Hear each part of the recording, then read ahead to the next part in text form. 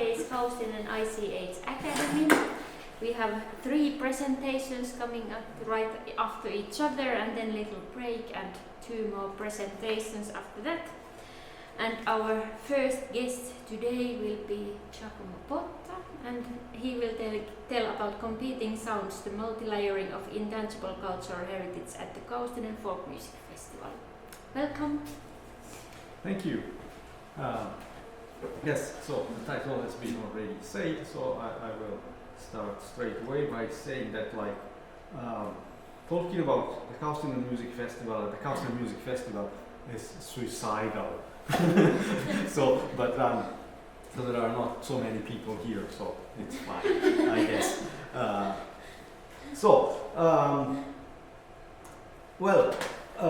Basically, how I developed this paper and why I started working on this presentation is very much connected to my research, which took place in Helsinki and which was about music and intangible cultural heritage on the from the perspective of, like, you know, night and nightlife and electronic music. And there I started thinking that when we talk about music as intangible cultural heritage, it's not all about music. So music, of course, doesn't happen in a controlled environment, in an environment which is shaped specifically for music, without any kind of disturbance, without any kind of competing element, word I will use a lot today. I think that when we talk about intangible cultural heritage, especially when we define it as a living heritage, we're talking about practices, and some of these practices are only partly related to music. There are a lot of elements which affect music indirectly or unconsciously. And in the case of Helsinki, as said, that happened when someone I was interviewing who owned a club for a very long time, he told me that, like, everything changed when the new law about smoking inside was passed, so that people had to start to go to smoke outside, and that increased noise disturbance because people smoke outside, chat outside, and then the neighbors complain. And the ban on smoking has nothing to do with music, but deeply influenced the way music kind of evolved and shifted from the past to the present to the future as heritage. Yeah, so you understand my point, that it's not all about music. Therefore, when I came, when I took in my hands again the data I collected from Kaustinen, I tried to analyze, to look at them from this point of view. So which elements are here which are connected to music, which elements are here which are not, which have nothing to do with music, or are partially related to music, but affect music indirectly or unconsciously, and how these elements are kind of competing with each other. And the final question, so how to make sense of this, how to make sense of these layers or of these elements, and how they basically come together and sort of shape what we understand as music as living heritage. This is a picture Anni Järvelä took, and fun fact, I'm dressed exactly the same, but it was taken 3 years ago. I noticed this morning. But so, in 2023, I came here as an ethnographer, carrying out participant observation and writing field notes, because this is a pan, of course, on field work. Yeah, you got it already, yes. I collected audio recordings and photos in 2 occasions, actually. I came on the festival site when there was no festival, and I did some recordings, and then I did the same during the festival. And I carried out 6 semi-guided interviews with festival organizers, city officials, and musicians. Some of the people I interviewed are here or are connected to them in some ways. And I carried out what we call thematic analysis or qualitative analysis, where I was looking for, themes, topics, and so on. And my idea now is to go through some quotes, basically from these interviews, or some snippets from my field notes, and look at like various kind of elements that I define as competing or being at least multi-layered into making this festival like a manifestation of a certain kind of intangible cultural heritage and living heritage. And the first element is the idea of course, of politics. The fact that of course, Kaustinen is a city of music, but Kaustinen is also something else, and this something else has not always been in balance with, or in accordance, or like in harmony with the idea of Kaustinen as a city of music. For example, someone in an interview, I didn't put names here yet, someone was talking about the fact that okay, there are different groups, probably interest groups. So there is the food trading industry. Plenty of them, they don't have any connection at all to these, meaning with music. And there are the horse people, horse racing people, and there are the religious groups. So there are a few that don't want to have anything to do with any art. But now I've seen plenty of change after the UNESCO. And then this organizer refers also to the fact that a local politician of a party which was not so interested in music came up with the idea to give a violin to every newborn in Kaustinen after UNESCO recognized Kaustinen fiddle playing as part of their heritage. Does this happen or not? No. Okay. So this idea didn't go through.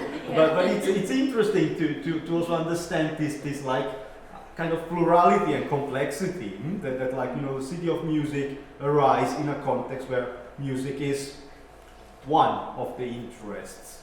Maybe I could add that this hasn't happened because he suggested that the fiddles would be given every baby that is born. Yeah. But it was considered not a good idea to give a fiddle to such a school. Yeah. I understand. And of course, there's also this other dimension that another organizer brought in, this idea that in many ways, I mean, the fact that now Kaustinen is considered a city of music mean that like we should actually include all these other kind of I call them interest groups of the city. So that like music should actually embrace and include people who were formerly or maybe still are against or not interested in arts in general and music in particular. So this idea of like competing politics is one of the elements I found interesting. Competing sounds is also something which is pretty visible in the festival. I've been to several festivals, but I'm overwhelmed by the soundscape of this festival and by the complexities that it brings with it. We are listening to music now as I speak. You cannot go anywhere where you don't get at least one performance at least two performances, if you include mine, in your ears. And a performer was reflecting on this, that like last night, for instance, we were right next to the big tent. 5 minutes into our gig, somebody started, we could hear sort of the drum, dum, dum, dum, dum, and then it just went on. So we knew already that we needed to pick the loudest songs first. And I always, when we apply, I try to put that we prefer an indoor space, but then, of course, it's not so easy. But it's quite interesting, this kind of reflecting on these issues and reflecting on the fact that when you are, for example, having a choir performance, and it's outdoor. You need to like adapt your repertoire to the eventuality, to the probability that's another gig will probably kind of influence what you're doing and so on, and how do you react to that and so on. And this performer also was reflecting on another kind of complex issue, which is like Finnish musical, cultural, linguistic division into a East and a West, and how basically Eastern kind of performances were welcome, understood, received in a context such as this one, which is of course very much based on Western Finland. And so this performer was reflecting about singing, and about singing partly in Finnish, partly in Karelian, and people being amused or disturbed by the fact that they couldn't understand the word. So I was singing my dialect, she couldn't understand me. And I've heard this before, that if you're from here, you don't necessarily understand. And because the Runolaulu language is sort of Finnish and Karelian, which are not all people sort of understand that. So, and I really, when I come to Western Finland, I feel like I'm in a completely different. I feel like I'm abroad, because they are such. It's like North and South in Italy. She was making this comparison to me. They are not completely different sort of cultures, but still, it's a very noticeable sort of demarcation line in everything. So if you just look at the houses, you just at the way people behave, they're very, very different. So also here, like I don't call it this like a competition, but I call it like something which is layered into this festival, and the way people negotiate their being from the eastern part of Finland or from the western part of Finland, and how they work with that. And then there's the big issue, big in size, which is Helsinki. That like 20% of the population of Finland lives in the 0.25% of its territory. So like 1 in every 5 Finns live in Helsinki. So Helsinki works as another kind of refractory pole to Kaustinen. But in a quite interesting way. For example, one organizer told me that like we were discussing the fact that this organizer moved to Helsinki to study, and in Helsinki he was able to start working with folk musicians, with doing lighting designs for band, art installations and dance, and of course that opened up like a kind of entrepreneurial kind of skills in the field of cultural industries and music that helped me then when he moved back to Kaustinen, transform the festival or have kind of innovative kind of ideas on the way the festival should be organized or should work, which is connected to the fact that he spent time in Helsinki. So kind of Helsinki kind of helped me and also gave a perspective. There's a beautiful sentence here somewhere. Where is it? I knew that to belong there.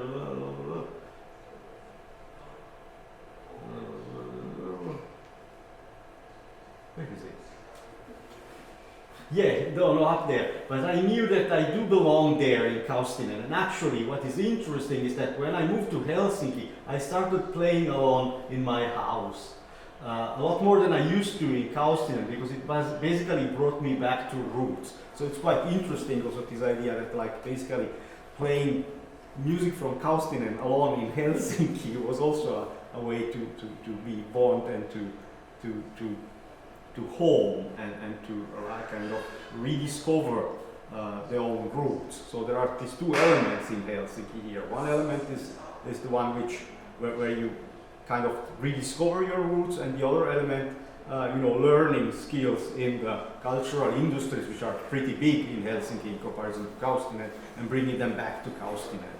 So a kind of win-win situation, moving to Helsinki and then going back here.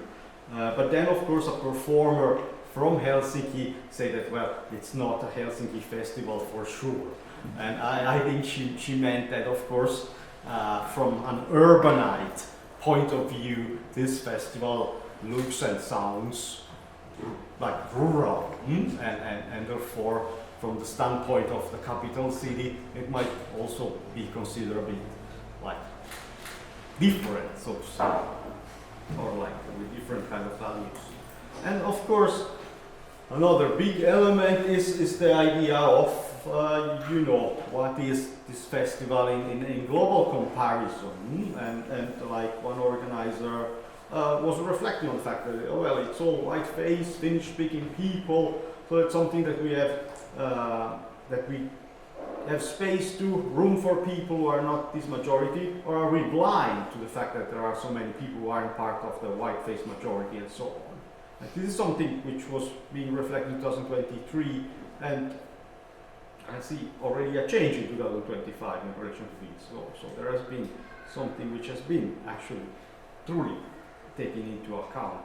And a performer, 2023 still, told me that it's of course what already was noted by others, also actually before that I noted it, it's a super Finnish festival. There aren't too many immigrants around here. You and I might be one of the very few people I was referring to me. And then other kind of negotiations which are taking place are very much in reference to genre. That's another kind of layer here. And how do you negotiate from the genre point of view your being in this festival? And for example, 2023 I experienced Hilda, which was like a duo where someone was making like completely weird synthesizer noise, like harsh noise with Eurorack synthesizers, and then a violin. And so I wrote down here, violin is skin here. What does it mean to make drone kind of noise music here?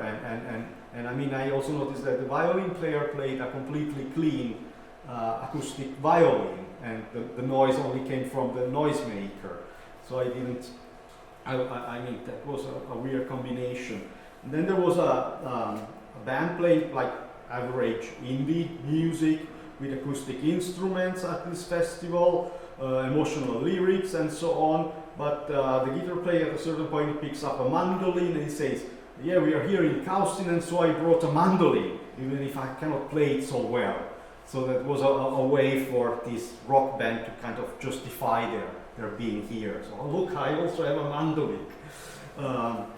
And then the relation with classical music, and here a performer gave me this very beautiful, I think, statement about how folk music is about playing together, classical music is about playing alone, and she says that maybe that's also the side in me that has grown up here in Kaustinen, because I have always been surrounded by other musicians. We've always been playing together, and it's basically never alone.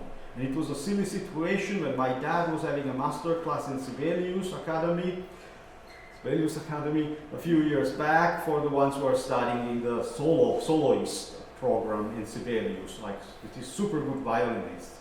My dad was teaching folk music to them. And I went with him to a company with their harmonium, and they were like, their eyes were like very big, and wow, we've never played together. So this idea of playing in unison. But it's strange to play with other people, and I was like, yeah, well, I've never played alone. So it's interesting, so the way all these negotiations across these three compartments, or whatever you call them, work at the festival and in relation to this festival.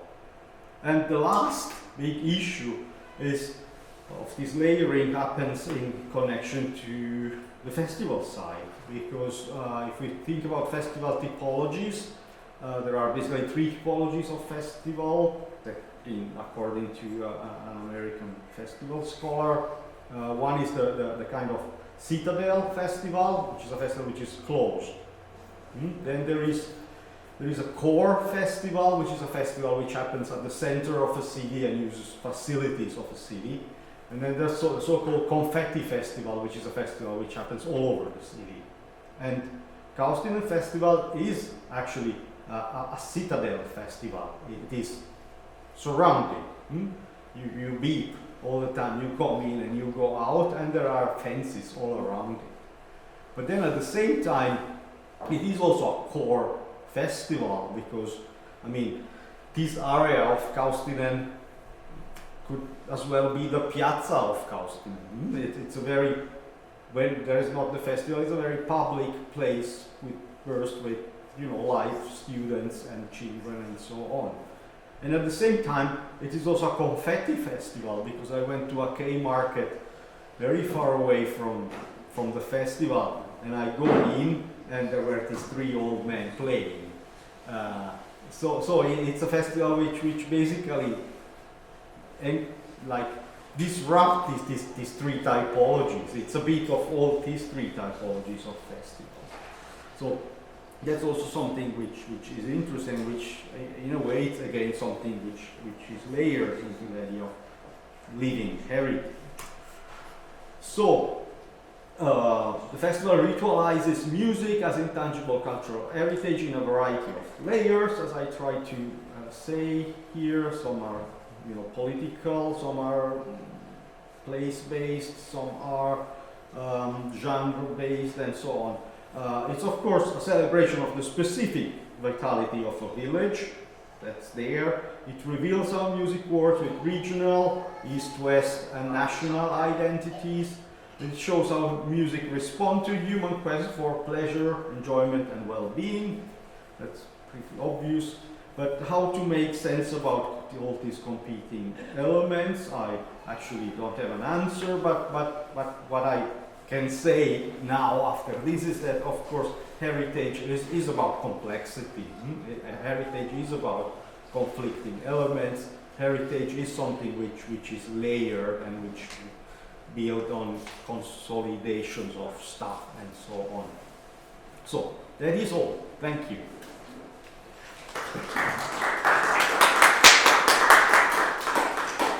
Yes, thank you so much, Giacomo. It was fascinating to see all the field notes and read your things there. Would someone now have a question for Giacomo at this point about the presentation? Yes? Yes, thank you. Thank you very much. Just wondering if any of the kind of historical dimensions came into play. Did these people, have you thought about that? The kind of whether these what was the term? Layers or competing elements, that how they might have changed during the time, and it maybe, I don't know, because this happened quite soon after COVID, so was there any references to that? Well, I did my research only there, so I can only speak of what I saw there. But if you, in terms of what people have been talking about, I mean, in terms of histories, people have been talking about family histories, and how, like, making music was sort of embedded into their family for generations. And then people have been referring to the way to why in Kaustinen so many people started making music, and there were reference to the idea of the talonpoika that someone was referring to, and so on.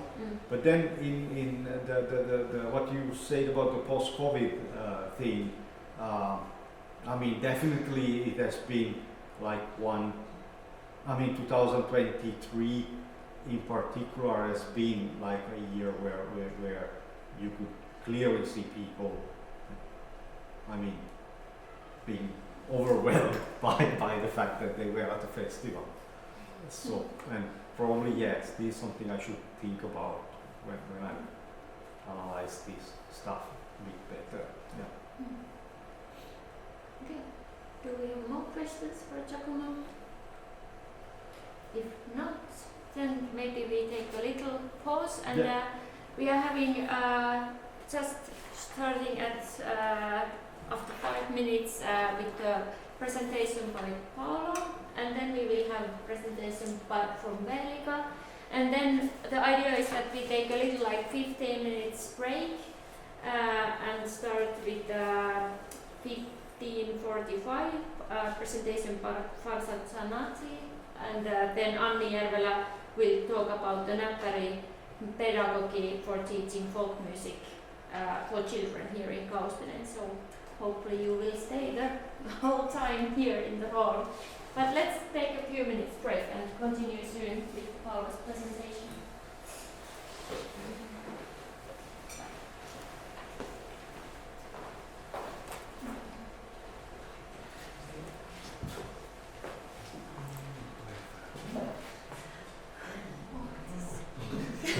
Is that okay? You can stand here and then. Yeah. I will open your program is seeking is here because of my voice. Yeah. So, Yeah. but let's Yeah. Okay. Yeah. make me sign. Okay. Yeah, and this is because we don't know. Yeah. I think you can try to speak the music because people are sitting so far away. Yeah, but we can also work out.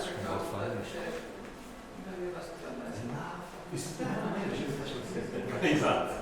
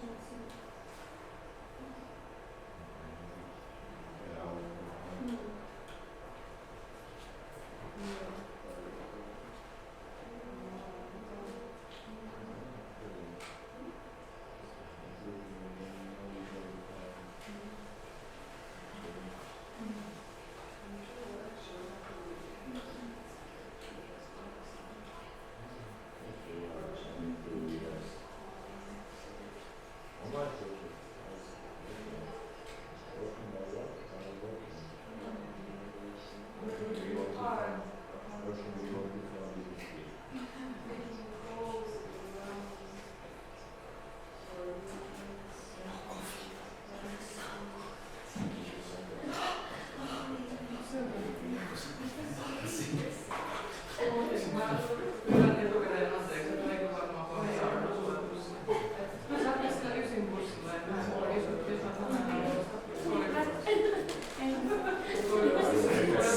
I can just, you can be here. Oh yes, there for that reason. Yeah, I can say just few welcome words for you, and then you can start if that's okay.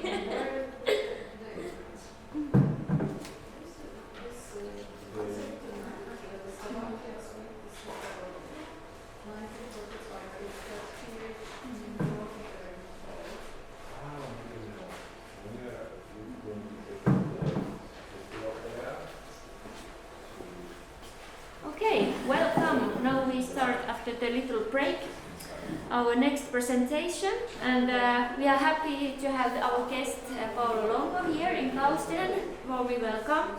And you will be speaking about the UNESCO Creative City Idanha-A-Nova experience from Portugal. Thank you, welcome. Thank you.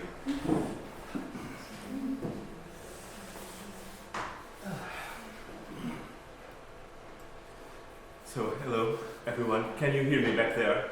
You can go also forward. Yes? So I'm always afraid because I'm a low tone speaker and sometimes it just disappears and people stay without listening anything at all. But please feel free to make a sign to speak louder, okay? So first I'd like to thank the invitation from Kaustinen, from Matti, to be here and to speak about our experience. We were gathered within another project that was already spoke of during these days, the digital dimension of the UNESCO ICH territories. We are kind of different piece, and I will explain it a little bit ahead. But I'd like to thank, of course, to one person that I don't know if she's here, but she's not, which is Mara, because she is actually the one that put all of us together, Portuguese and Finnish and the rest of the gang that is gathered here in Kaustinen. Things Beyond Memory, it's a sort of a very short presentation about Idanha-A-Nova. And Idanha-A-Nova is a municipality from the inland of Portugal, just by the border with Spain. You can see that it doesn't change. So sorry. Which one? This one. Oh, thank you. I was pushing the other one. Yeah. Sorry.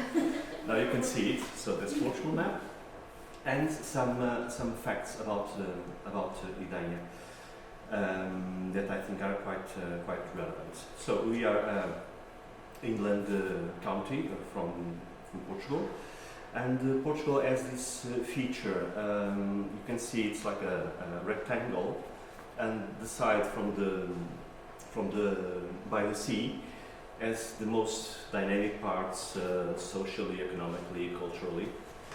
And for a long time, the inland, by the border with Spain, was sort of a different country, low density. Low density in terms of population, in terms of all the other dynamics that make a territory relevant in many ways for those that study these features. And this sort of characteristic, being a low density place, made Idanha, along with a huge part of the country, a sort of far place. We are 2.5 hours from Lisbon, but still people from the shore would refer to Idanha and places alike as something far away, with no people, only small villages, small towns, and with nothing happening there. But on the other hand, was always also faced as a place where tradition was held still, was something very important. The roots of popular Portuguese culture was referred as being a sort of stronghold for this kind of situation. the funny thing is that when we think about it, these places that lost huge numbers in inhabitants for especially the second half of the 20th century, most people migrated, and we lost numbers in between 50 to 60% of our population, remains somehow preserved in certain aspects, and for that matter, ICH features could be somehow also preserved in the same way. But time goes by, and if there's no renewal, even a very well preserved tradition without its actors will be lost. During the late years of the 20th century, mainly in the 90s, there was this change in our region, and that change made a sort of created a sort of a role model to other municipalities in the same condition. And one of the first things was to look at territory and to rethink the territory, because we have these amazing places, historical villages, amazing traditions still held, most of them related with music and the traditional instruments and songbooks. But if there's no other type of new dynamics created, these kind of places would be easily went away, be lost. And one of the things was to rethink the place itself. So you can see on the right, you see the map of Idanha-A-Nova. It's quite large. In Portuguese terms, we are the third or fourth biggest county in Portugal. But as you have seen before, we have a very low density population level. And one of the things was to show Idanha in a different way, and to take away the idea that this is a remote place only to be seen as a point of interest in some very specific areas, but to bring new dynamics to the spot. And one of the things was kind of funny, because if you look on your left, you'll see Idanha-A-Nova not in the map of Portugal, but on the map of the Iberian Peninsula. And if you look at Idanha that way, you'll see that Idanha is actually in the middle of a huge area. If I want to leave Idanha, or to go to Idanha, I can go to Idanha with any of you. You can choose 3 airports. You can go either by Lisbon, either by Porto, or either by Madrid. The distance is not very different between any of these 3 points. So this was a key feature when the municipality started to communicate outside from the region and the country limits what could be done in Idanha-A-Nova. And of course that means that we have to show something more than just a map. And this is one of the first point, first tale, so to speak.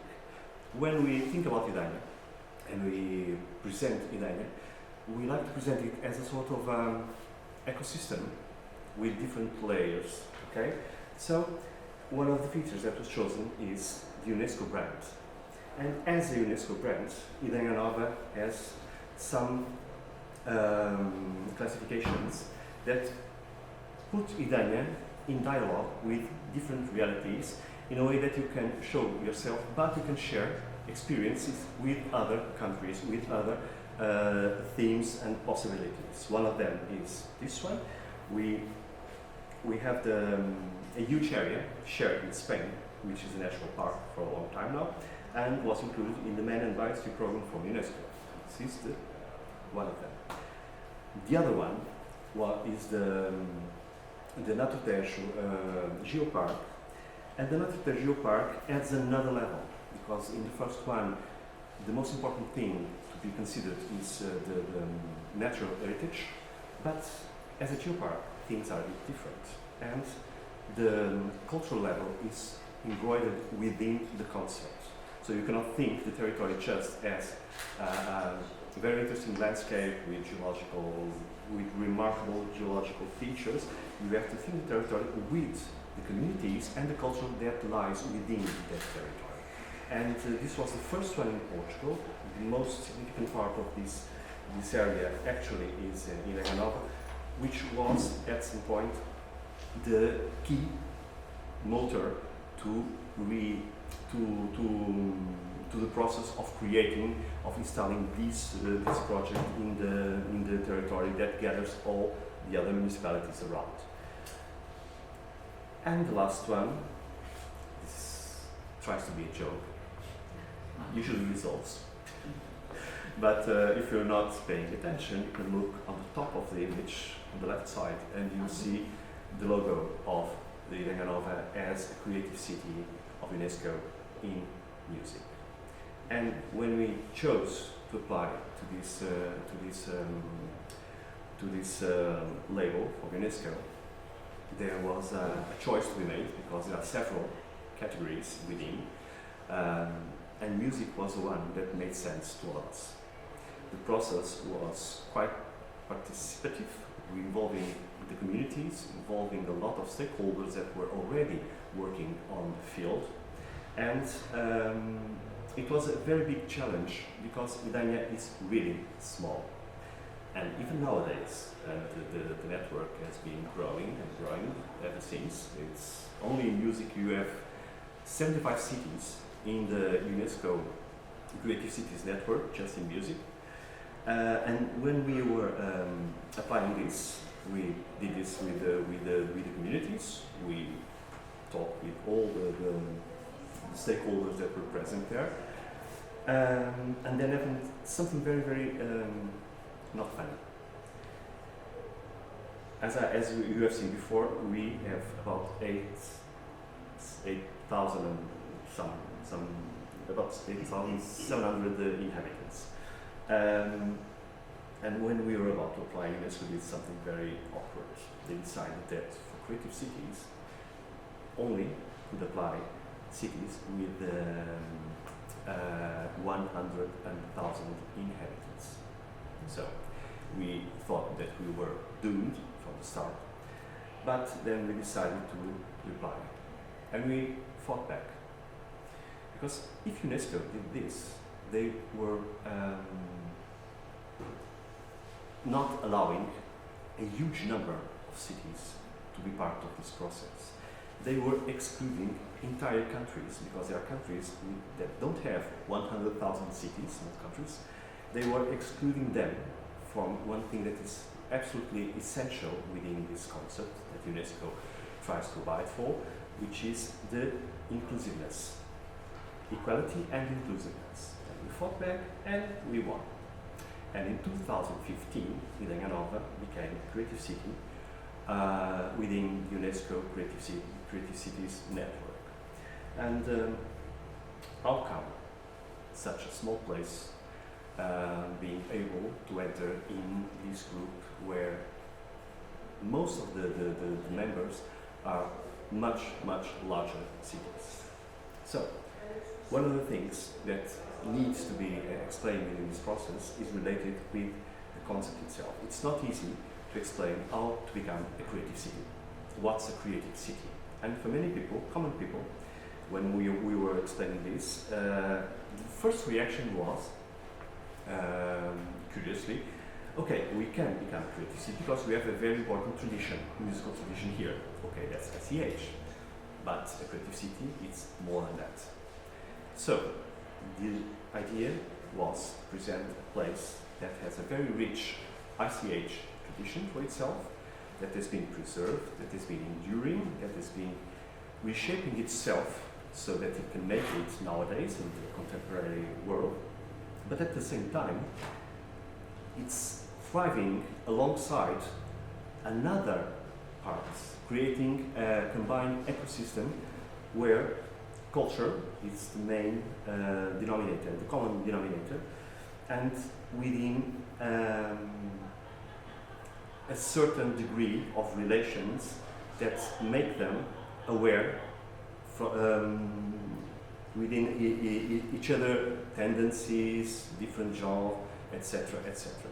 So, for a creative city to be a creative city, you can have, and you should have, a very strong identity, preserved, working on, being held, with future ahead, but you need to have more. And in our case, our cultural ecosystem combined this tradition with a certain number of happenings, mostly festivals, meetings, and the ability of installing some parts of the creative industries, of the music creative industries within the territory, like producers, music labels, editor labels, etc., and so on and so on. So this might seem a bit fuzzy, but I think I can explain it a little better. So let's start from the beginning. And the beginning, it's this. This is one of the landscapes of Idanha-A-Nova and two of the most iconic places that exist there. Two villages considered Portuguese historical village within a national network that has been created in the 90s, late 90s. And on top you can see Monsanto, the hill, behind the smaller one, which is Idanha-A-Velha. And Idanha-A-Velha is kind of the mother of Idanha-A-Nova. It's a village now, you can see it's very small, but this was once a Roman city 2000 years ago. And it has been enduring ever since, facing invasions, several destruction, very complicated moments in Portuguese history, but nevertheless resilient enough to be alive still today, even if it is the smallest village that we have. We have about 40 people living there permanently. But if you count the visitors, you count the happenings, these numbers increase exponentially at certain moments.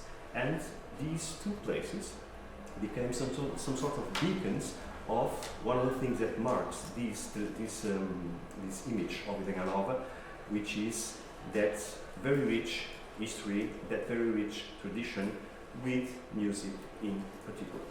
And that brings us to this part.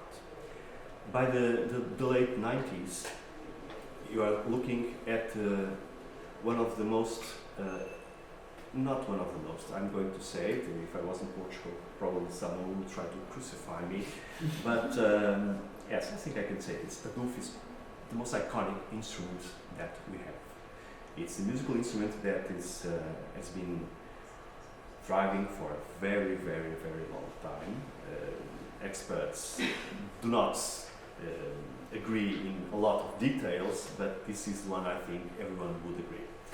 And this image is somehow a sort of a forward from a moment when these women playing and singing were in a very, very complicated moment. By the middle of the 90s, the tradition was still held in certain important moments, but the playing and singing the traditional, playing the adoof and singing traditional songs was somehow out of fashion. There was at the time a couple of groups of adoofeiras, the women that play adoof, and this image was taken in 1999 and became sort of an icon, because at that moment this was uncommon. Older generation, younger generation sharing the adoof, sharing the traditional song in their daily lives. From that moment on until nowadays, there was an increase locally of people that brought back the singing, studied, gathered, continued, and teach younger generations to play and to sing. And nowadays, I'm not sure the exact numbers, but we don't have a couple of groups, of adoofeiras groups. We have more than a dozen. And very different ages, very different competencies, of course. Some of them are better performance than the others, but the thing they share, and I think this is one of the most important things to take on, is the fact that they regain a sort of love back of their own tradition, of their own identity, of their own memory. And in a way that I think it's also very important, they didn't keep it for themselves. They share this with people from outside the community that started to look at Idanha, because Idanha was facing a different move, and you'll see a little bit ahead. And by that, by these last decades were extraordinarily important for that matter, because these people from the local communities managed to keep their own traditions by establishing dialogue with different traditions, with different tendencies actually. So, just to show you a little bit more, if you look at Idanha and about our ICH status at the moment, we don't have UNESCO classification, sorry, but we have these important two items, the Easter cycle and the Bodo of Mofetini. Some of you, I think, had the opportunity to be there when, in the first edition of this project, they went to Portugal, and these are listed nationally.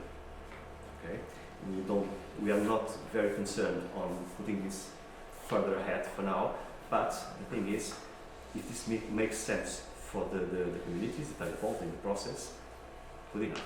If the community wants to go further ahead, they will have support of the institutions, but this has to be negotiated in between the two parts. Okay, pilgrimage and traditional music is something that is so spread at this moment now that you can find it pretty much in every festivities, and these pilgrimage places were somehow the place, the stronghold of this tradition for a long time. If people were not attending these festivities probably and keeping this practice of singing and playing music, probably there would be the scenario would be much worse. Along with that, we have these two examples, because if the Aduf has been kept and managed somehow to survive and to thrive until nowadays, if you look on the right side, you see traditional instrument, the bandura. It's the local word for the traditional viola that has been brought back quite recently, a decade ago, about so, because at a certain moment, all the players, all the luthier were lost, and we had to make the opposite process and go back to memory and bring it again to life, so that it could be played like it's playing now. And one of the things that is really important, we'll see in a little bit ahead, this instrument that was at the brink of being lost as something that made sense for the communities, was now embraced. And if we're not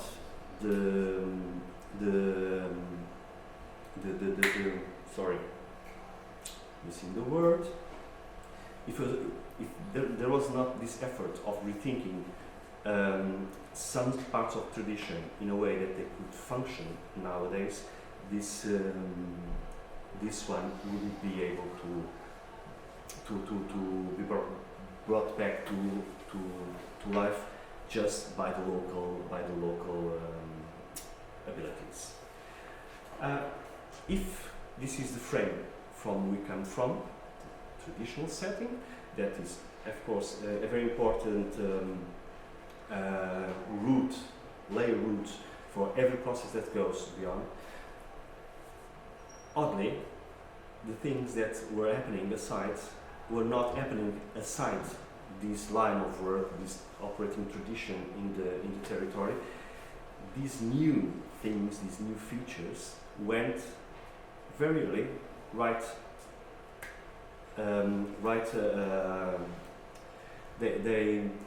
went. So sometimes this the English was not my first language, so it's quite difficult sometimes. So these new features came along and established dialogue with the previous ones in the land.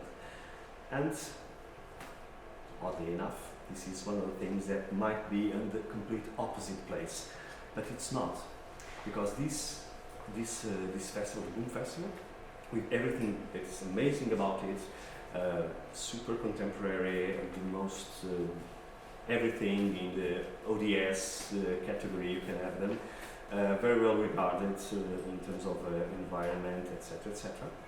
And you would think that the event that gathers over 150 nationalities, it's in different direction of the ICH tradition. It's not. Idanha ICH features come along with this. Every edition, the doors open, are in the opening moments of this festival. And one of the things that is quite interesting, as acknowledgement, as a dissemination strategy, this is an immense, huge public that makes the acquaintance with a local tradition and then can learn about it and then share it in the place where they are coming from when they are coming back home. So we don't put it aside, we just put it in the middle. As you can see, the area is huge. We have this artificial lake nearby Idanha-A-Nova. This is during the festival. This was the last edition, 2023. It's every 2 years. But when this happens, all the landscape is brought back as it was before. Okay. I had to show this one because it's the closest thing. I think it's one that we have in common. I think with Kaustinen, because it's a very small village. It's much smaller than Kaustinen. Maybe not time for questions, but if that's okay. Okay. 30 minutes go so fast. Can I have 5 more very quickly? Not 20 minutes. Oh, sorry. But we can watch the video. And No, it's just I will pass them. yeah. So, But we can also 2 minutes. see them and Can I? Very quickly. and So- no questions. Later, perhaps. Yeah. So this is Sanati Festival. It's in a small place by the border with Spain, and it's done with the community, alongside with the community. Every 2 years, in between the festival, you can see some of the works that are presented there. It's local squares, local houses, people who works put all together in the streets for about 3 to 4 days. Another one, it's one of the smallest festivals that we have, the Fort Lugar, it means out of the place. And it happens everywhere in Idanha-A-Nova except the regular venues. You can do it in an old chapel in the middle of nowhere, a barn, the local diver, someone's house, and it goes alongside with a very, very large program that puts together kids from school and elder people that like in this case, are ICH guardians. The other ones going on are some of the the other festivals and initiatives that go along in Idanha-A-Nova. One of the orchestras that are settled there, the Baroque Orchestra, started in 2012 and is responsible for the Baroque Orchestra, the early music and international courses, and the young Baroque Orchestra, the last project they had. This one, you can see these 4 initiatives, and these 4 initiatives are the responsibility of a very old institution that renewed itself for the last 20 years, the Philharmonic Idanhense. We'll get it in a little bit ahead.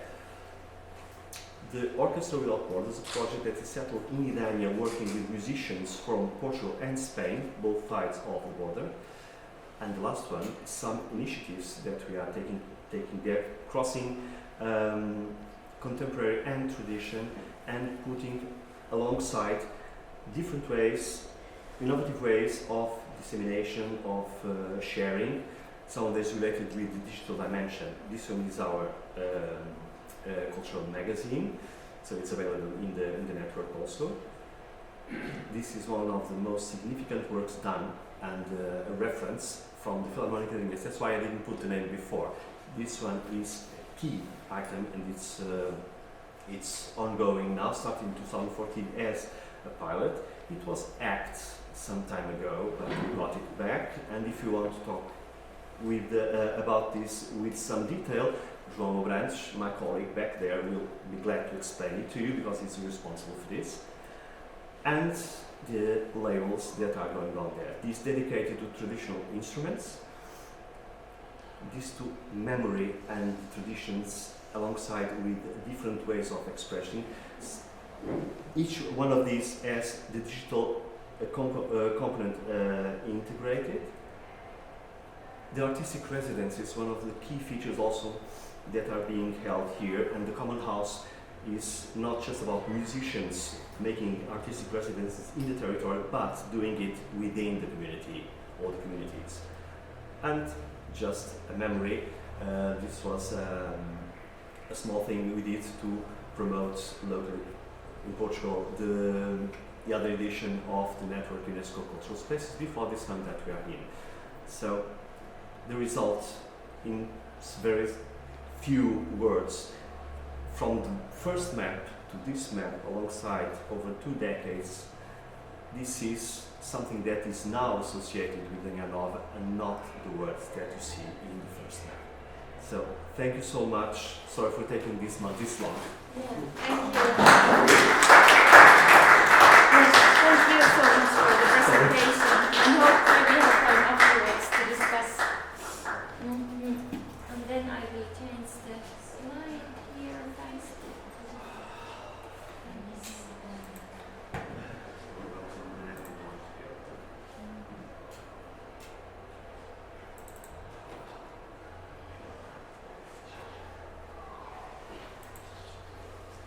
Wir starten immediately.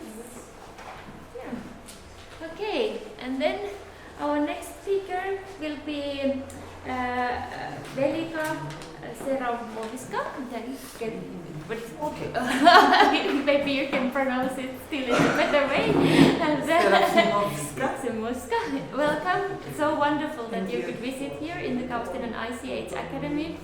And you will be speaking today about the safeguarding Macedonian traditional music as intangible cultural heritage. And warmly welcome. Thank you. I'm using this opportunity to thank you for the invitation. I'm really happy to be here and to explore and witness the wonderful Kaustinen festival. Thanks to the Erasmus project, we have seen a lot in Europe and learned a lot. Thank you for that. So even this experience will help us a lot. I think that the power went off. Oh.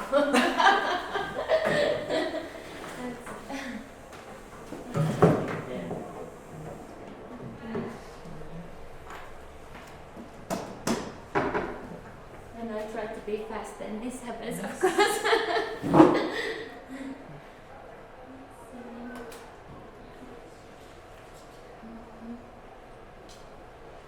Too many things to festival. Power is not one of them.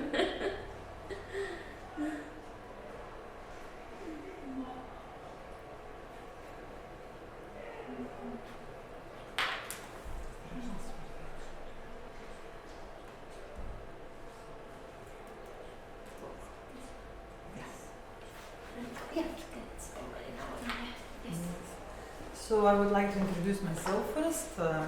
Velika Stojkova Serafimovska. I'm an ethnomusicologist. My background is music academy, but I'm also I work at the Institute of Folklore, and I have PhD in folkloristic, and I am also accredited UNESCO ICH facilitator, which brings me in a very interesting position, being between the scholars, that is the academy, and ICH barriers, the communities and everything, and I have quite often been in the position to explain to the authorities from one side or to the barriers on the other side the process of inscription, why this can be inscribed, why this cannot be inscribed, what are the rules. So it's a very interesting and dynamic process, especially in Macedonia, because Macedonia is really full and very rich with traditional knowledges, with different kind of intangible cultural elements, This is just a map to see where it is. It's in the center of the Balkans, in the southeastern Europe. We are very small. You can cross from one to the other side of the country just 2 hours. So yes, so we are a small country, around 1,800,000 people, predominantly by the Macedonians, Orthodox. But we also have minorities, that is different communities. We don't call minorities, we don't use that word minorities, we use the word different ethnic communities. And we have lived like that since forever. So we have also Roma community, Turkish community, Albanians, which are one of the bigger ethnic communities. Then we have Vlachs, Serbians, Bosniaks, and what we always say, that we live in coexistence. We don't tolerate each other, but we really live together. We share knowledge, we share our beliefs, we respect our beliefs. I usually on Eastern, I can send red eggs to my Muslim neighbor, and during the Bayram they will send me baklava. So we really have this type of coexistence, and that is why it's always said that Macedonia is a good example of multi-ethnic country. So what is the Macedonian traditional music main features? They are recognized as one of the most diverse and colorful in the whole southeastern Europe. So they say, there is a quote saying, when you go to Macedonia, do not sing, do not play, and do not dance, because you will be outsung, outplayed, and outdanced.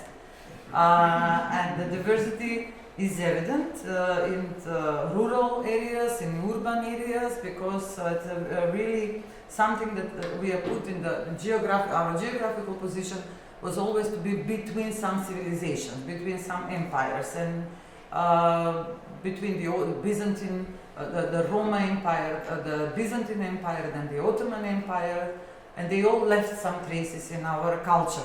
And we magically preserved it and created a unique Macedonian feature, specifically in our music. What are the most recognizable features are the uneven rhythms, the very interesting uneven rhythms that we have in our music, which is the 7/8 rhythm. And the 7/8 rhythm, like it's here explained, is 3 + 2 + 2. So it's ra-ta-ta-ta-ta-ta-ta-ta-ta-ta-ta-ta. And it's very interesting because it is the way we speak. It's actually, our grammar is like that. So Macedonian language is Slavic languages, a group of Slavic languages, but it has unique grammar. We have different grammar than Serbian, Croatian, Slovakian and Russian, for example. Our grammar is very unique. And when we speak, it's actually like we say, vrata ta, stolica ta. So we actually have this 3 pulse, rata ta ta ta ta, rata ta ta ta ta. And when you speak, you also can hear the rhythm, and that is the biggest feature. So we also have the other kind of rhythms, uneven, like ta ta ta ta ta, or it can be ta ta ta ta ta ta with the 3 beats at the end. But this is the most distinguished that we have, and it can also be recognized in the other parts of the Balkans and the southeastern Europe regions. But if you ask everybody, they will say that this 7/8 rhythm is Macedonian 7/8 rhythm. So we have a lot of dances also, different kind of dances, like heavy dances, easy dancing, fast dancing. Some of them also recognized on UNESCO list, like Kopačkata, some of them are recognized on the national list. These kind of dances are usually accompanied with variety of music instruments that we use. We cannot say that our Macedonian instruments, because they are brought probably hundreds and hundreds of years ago from Persian time to the Roman Empire, then the Ottoman Empire. So everything left traces in the Macedonian music, and that is what made our music very rich and very diverse, and of course beautiful. So what are the Macedonian traditional music main features? I just put it together like this. So we have rural music and urban music, and the rural music is different than the urban music, quite different. It can be songs, ritual songs or non-ritual songs, and different kind of rural instruments like kaval, That's a long flute, bagpipe or gaida, tambure, kemene, zurula, tapa, shupelka. Those are all considered like rural instruments. And the urban centers, the urban music has developed a little bit later. It is called one style is Chalgia style, and we have here Alexandra. She is her PhD is in Macedonian Chalgia music, which is direct influence from the Ottoman music. And it was developed during the late 18th and the beginning of 19th century, I think. It is mostly like telling the stories about the community. They were like troubadours, because they were telling the stories of the communities, what is happening. If somebody, they were like gossips, because if somebody would do something in the neighborhood, they will make a song about it. So they were good, but you would not like for them to make a song about you, because then you have done something. And the other one, the so-called old urban style, Starogradsky pesni, which are also kind of troubadours, but with different kind of instruments. So Chalgian music has Persian, Eastern instruments like oud, kanun, violin, clarinet, tarabuka. And old urban music, they use guitar, they use contrabass, they use accordion, so quite different. And specifically Chalgia can be, here it is. The Chalgia also can have two styles, and one style is alla turca, which is considered as a Turkish influence, like Ottoman influence, and the other style is more like a waltz, and it's considered alla franca, which is actually West European influence that began in Macedonia around 19th century. So it's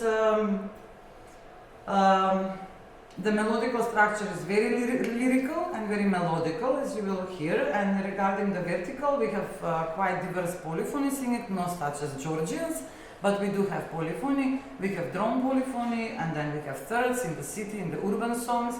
And then we have one belt in the southern part of the country, where you can also hear three-voice polyphony, which is very interesting.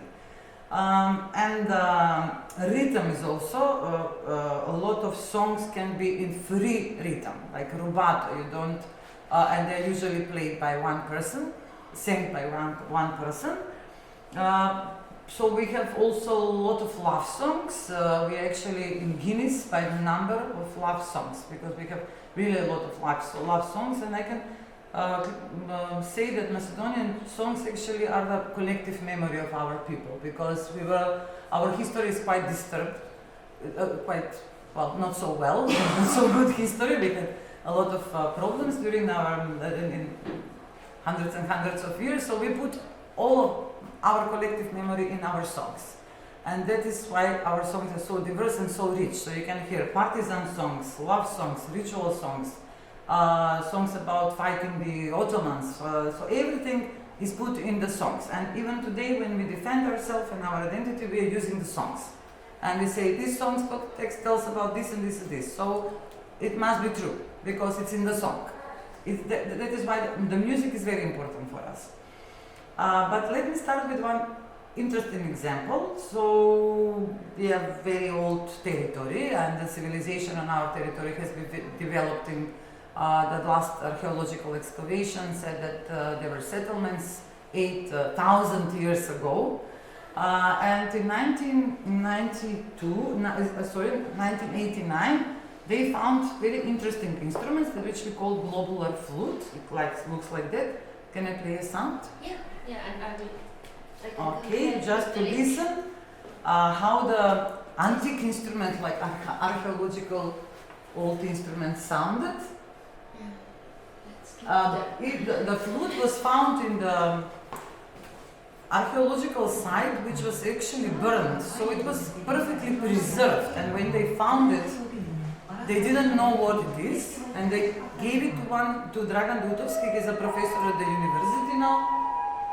So this is the sound of the original 6,000 years old instrument.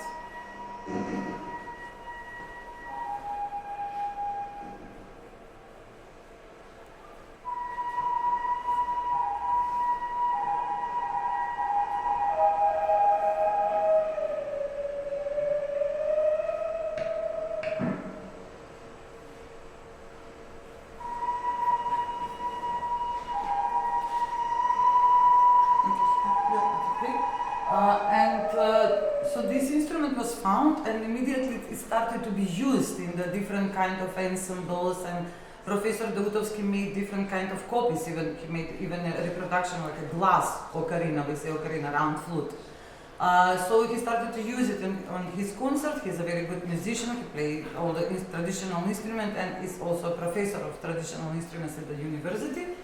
And he started to use that instrument in his music and on his concerts. So he brought the instrument alive, revived it. The other instrument which is very common and very popular is the kaval, which is a long flute. There are many stories about the kaval. We say that kaval is a god instrument because there is a myth, that is a tale that when God hit the devil with kaval on his leg, he started to limp. And we have representations of kaval in our church, like from 14th century, from 13th century, the representation of the kaval, this long flute, in the upper part of the frescoes, which means that it is a God's instrument. And then we have representations of zurla and drums, double drum, tapan, in the lower part of the church of the frescoes, which represented those were devilish instruments. So even the Byzantine handwrites, you can find that the monks were they were forbidden to even listen to the sound of the zurla because it was like a call from the devil. It was completely devilish. And then we have, of course, the Macedonian bagpipe, which was inscribed on UNESCO last year. And this is also a very important instrument for the Macedonians because usually on the wedding, from the bride's side of the bride, there is bagpipe, and from the side of the broom there are zurlas and drum. So it's also like some gender division of the instruments. And let's just hear some kaval and to see. It's a very meditative instrument. It's a solo instrument, and I wish Advertisement. Yes, and these are the Macedonian mountains.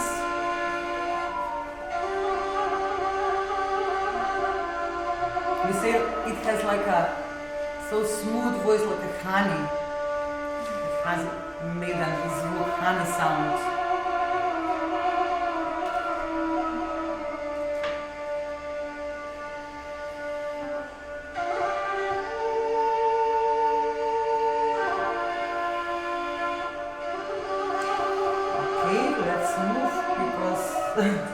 We don't have time and there are a lot of examples. Thank you. And just the bagpipe. Okay. I'm using YouTube and I will tell you why further in the presentation.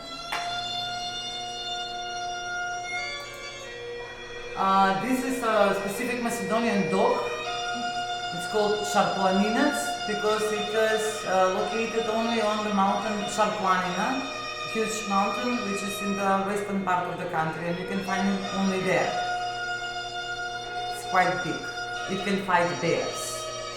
It's a shepherd dog.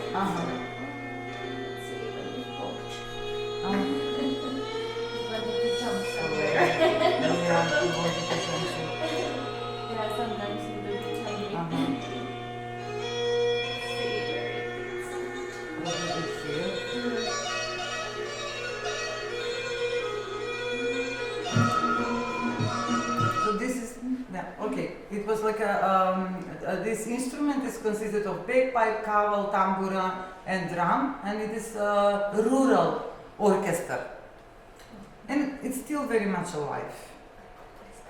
Yeah. Okay. No problem. We are here.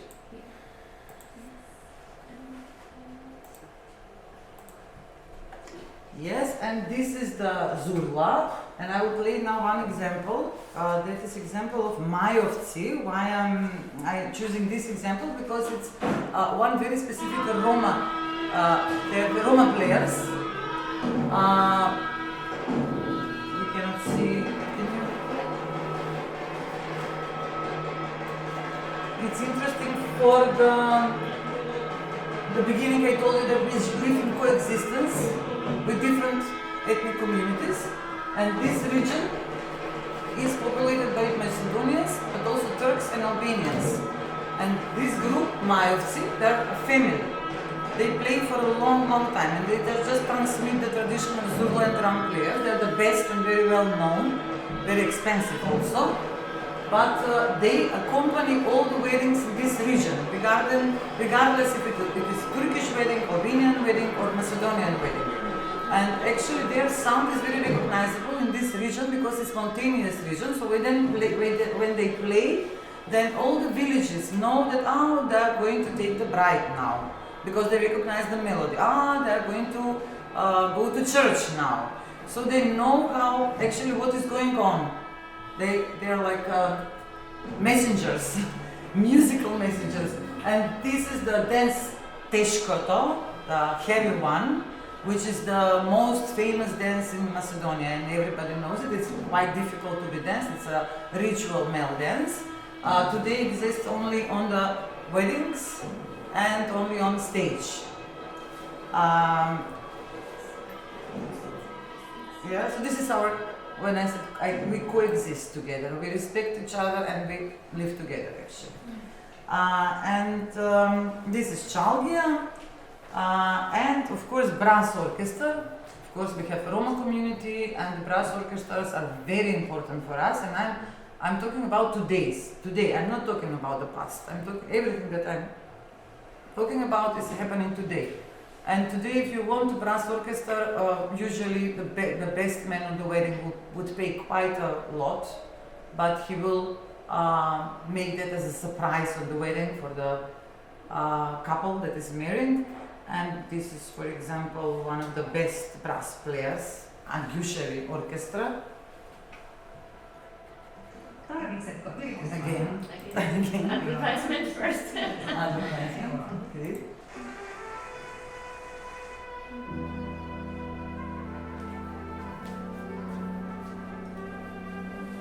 They perform around the world on many festivals. They consider themselves as a Macedonian Roma, as if you heard about Esma Rajepova. She was the queen of the Roma in the whole world. And she represents herself as Macedonian. I'm Macedonian Roma. Macedonian Gypsy.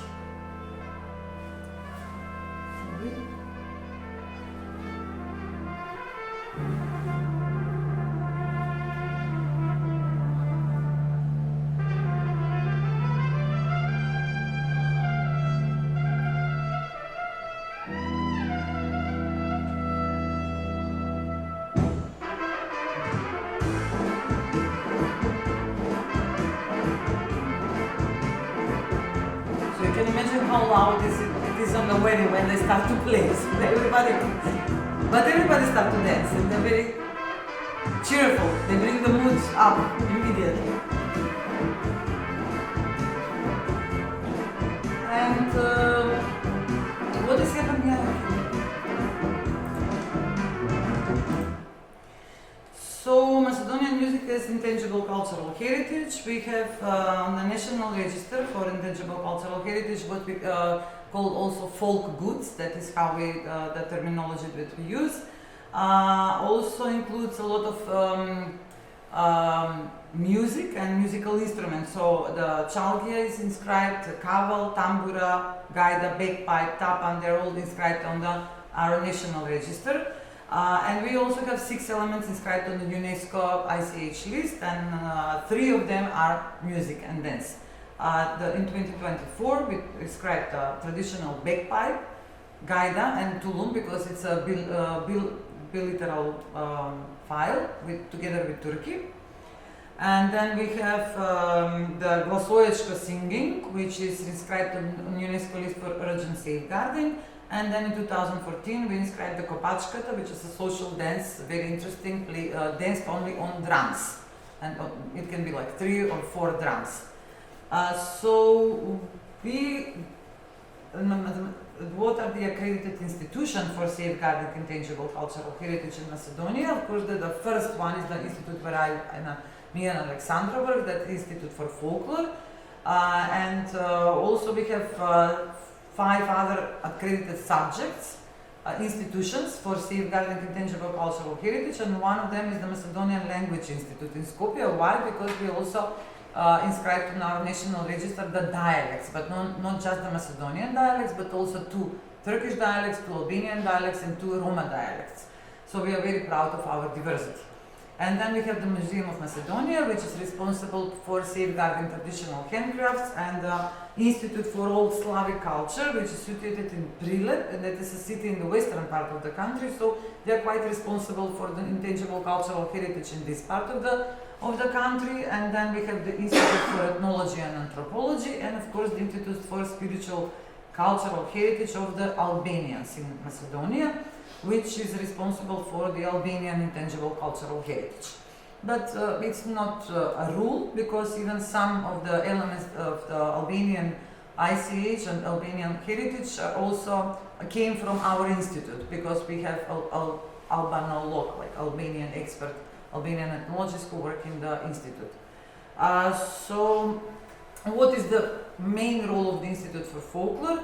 Of course, besides research, fieldwork, documentation, archiving, disseminating, publishing, we also have postgraduate studies, and on those postgraduate studies we have a course on applied folkloristic, and one of the module applied folkloristic, and one of the courses how to safeguard the intangible cultural heritage. Our institute archive is extremely rich. We have more than 4,000 tapes, video materials, photo documents, different kinds of drawings, musical instruments, and like other artifacts. And our archive is also protected by the state and by the law of protection of cultural heritage as an ex lege status. And the process of digitalization of our archive is starting, thanks to Alexandra, who started to do that several years ago. And she's doing a great job for that.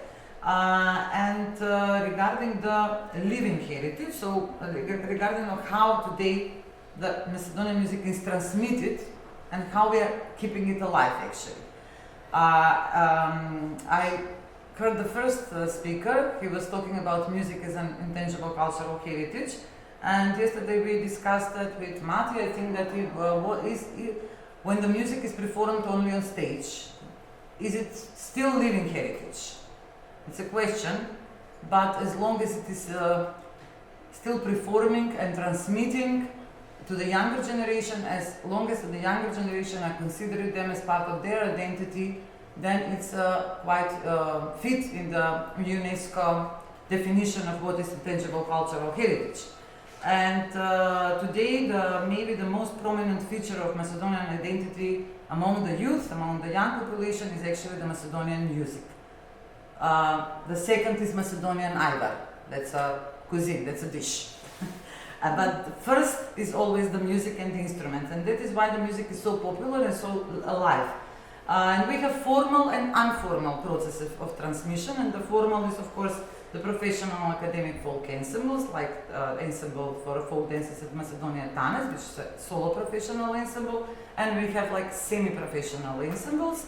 Then we have education, the Faculty of Music Art in Skopje, and in the Faculty of Music Art in Štip, that is an eastern part of Macedonia. There is a cathedral, like a department, special department for ethnomusicology, ethnochoreology, and there is a special department for traditional music instruments.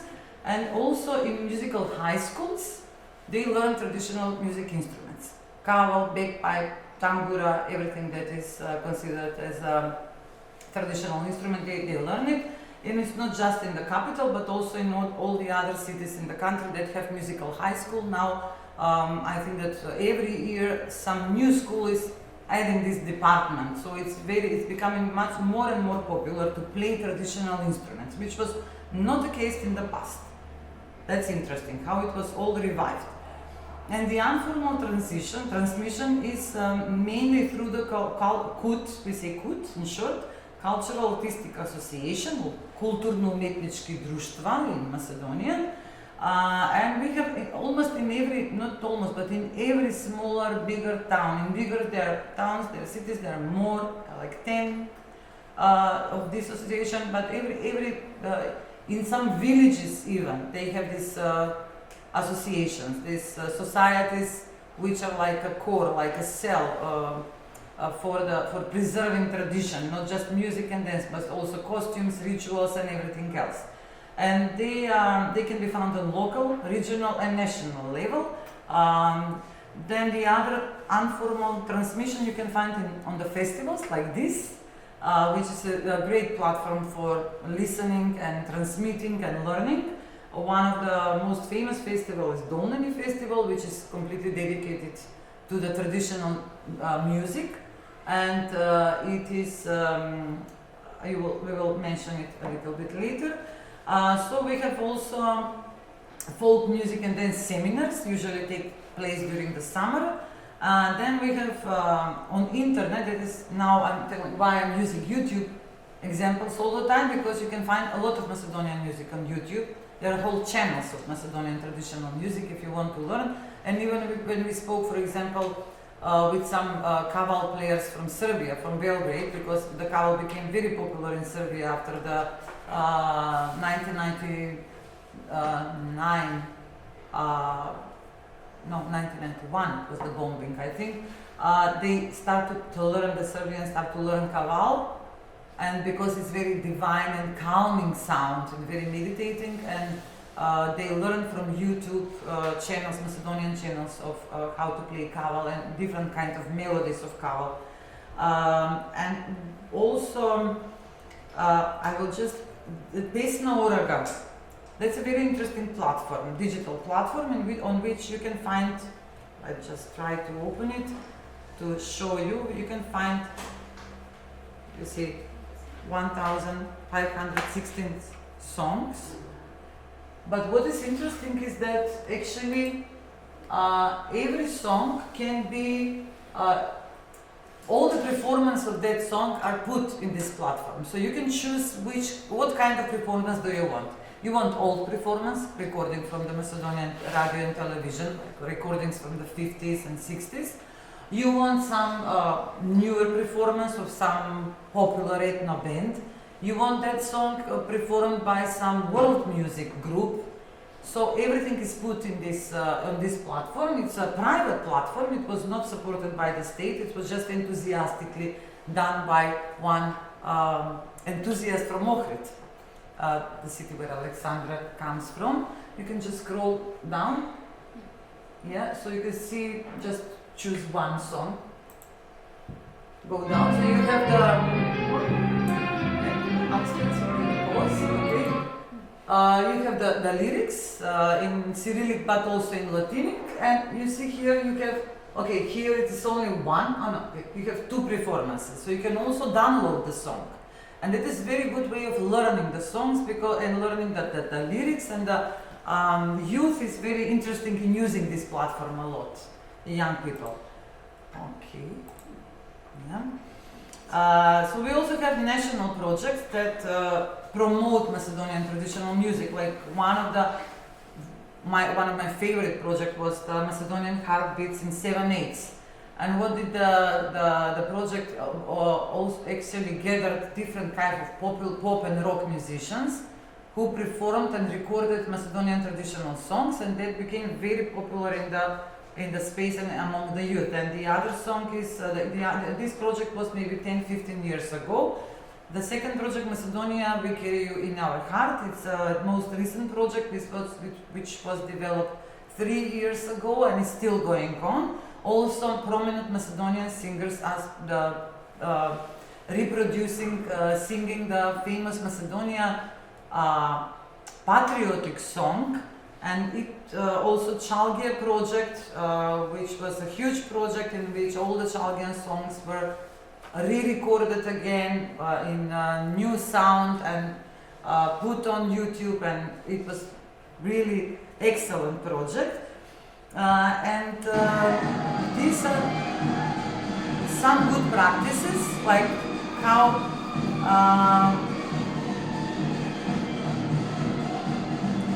this is one good example of this cooperation between the Institute of Folklore and our archive and the musical high school. This is the Music and Dance State High School, in which they have department of traditional musician and dancer.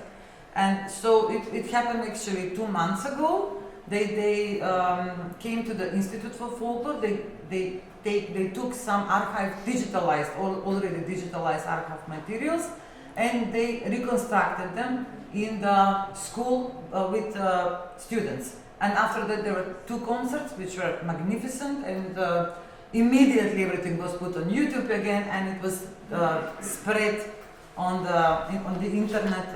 And this is really a good example how we cooperate and how we revive some old music. This is the festival that I told you about, Mecentanasovski in Prilep. But we don't have time to play some example where you can see how many bagpipers were gathered together to play together on the.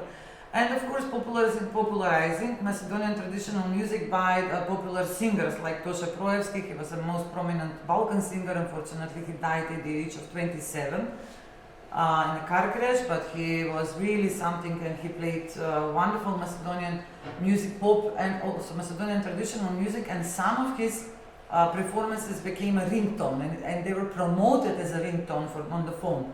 So that is one of the ways how we promoted traditional music among the youth.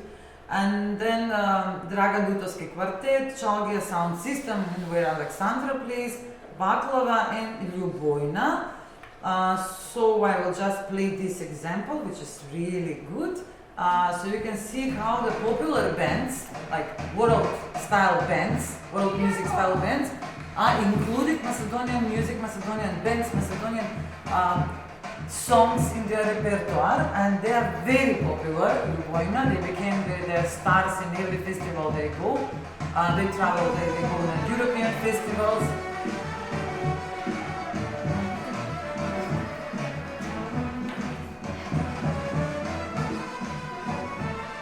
So again, the brass orchestra is included.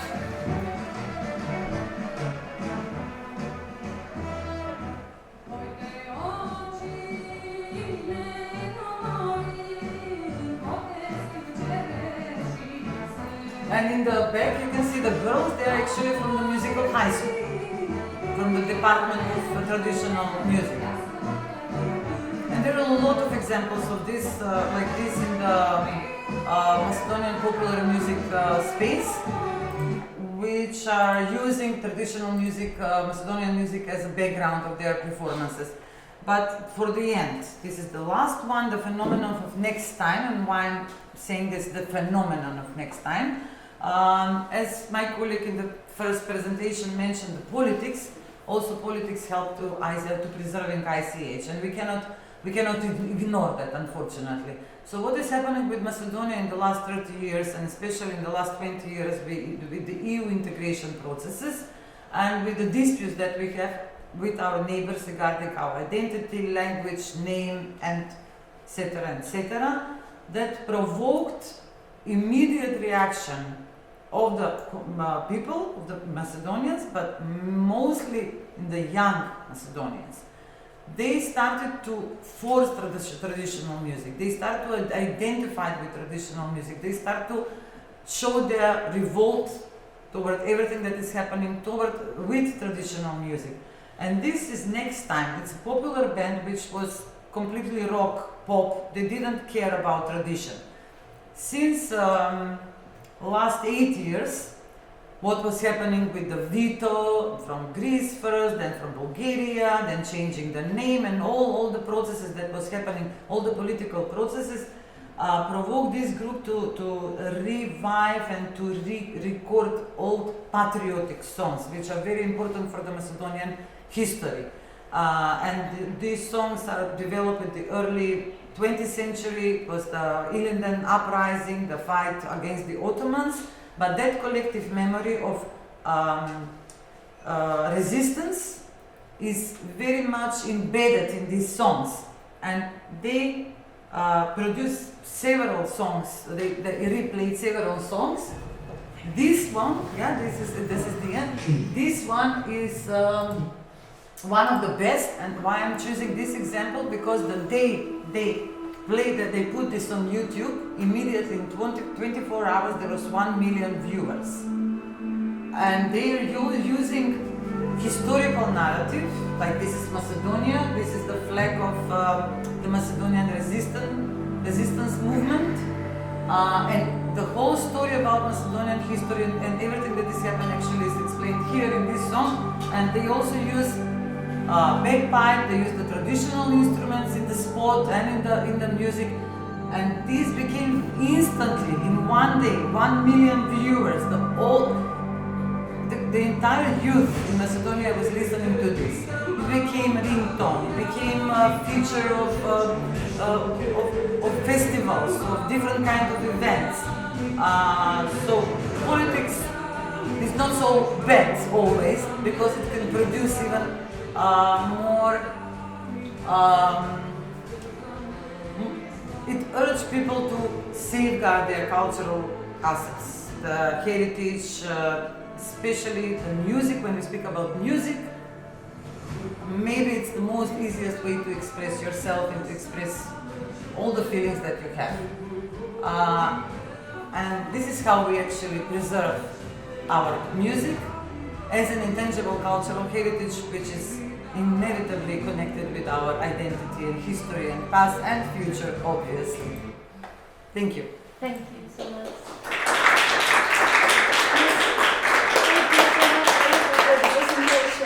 It was really wonderful to have you here as a guest. We will continue in this hall 15:45, so very soon, with presentation by Farshad Sanati. You're there already, thank you. You will be the next one, so we just take a little short pause and then we will continue. Thank you. Thank you.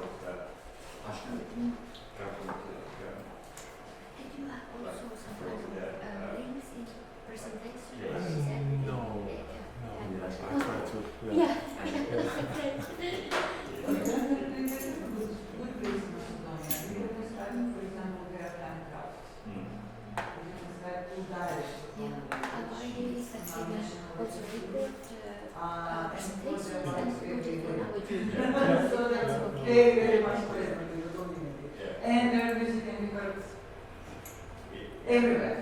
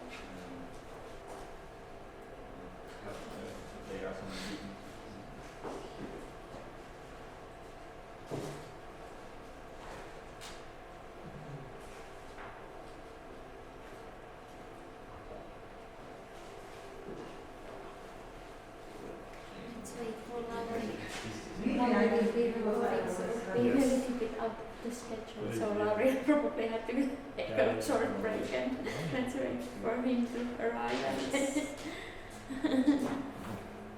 Hopefully we will have some Yeah. listeners. Yeah, yeah. Also on site.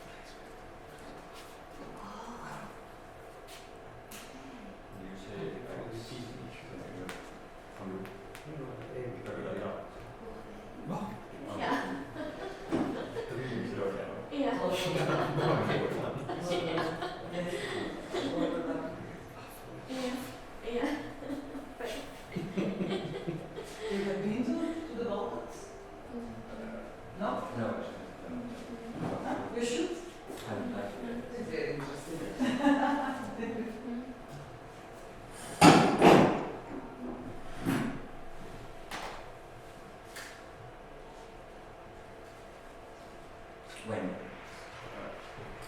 was that the continuation? As soon as Laura comes.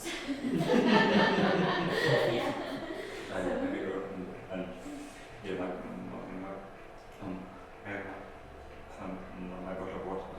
Yeah, okay, you will be back. Great. Yeah.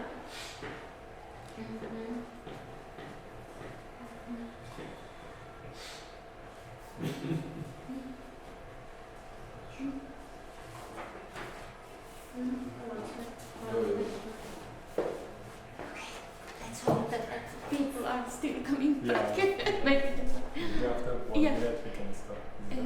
Joo, otetaanko, pitäisikö meidän puoli minuuttia ottaa tai?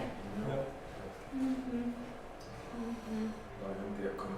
Niin. Joo.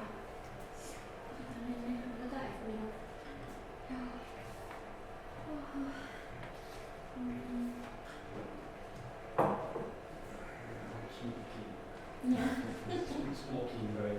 Yeah. Yeah. Okay, I think we are now ready to move on. So, we are continuing our Kaustinen ICH Academy series now for the evening lectures, and we are very happy to have our next guest, Farshad Sanati, and you had really interesting topic, music as a bridge, fostering cultural flexibility through transcultural music education. Warmly welcome. Thank you.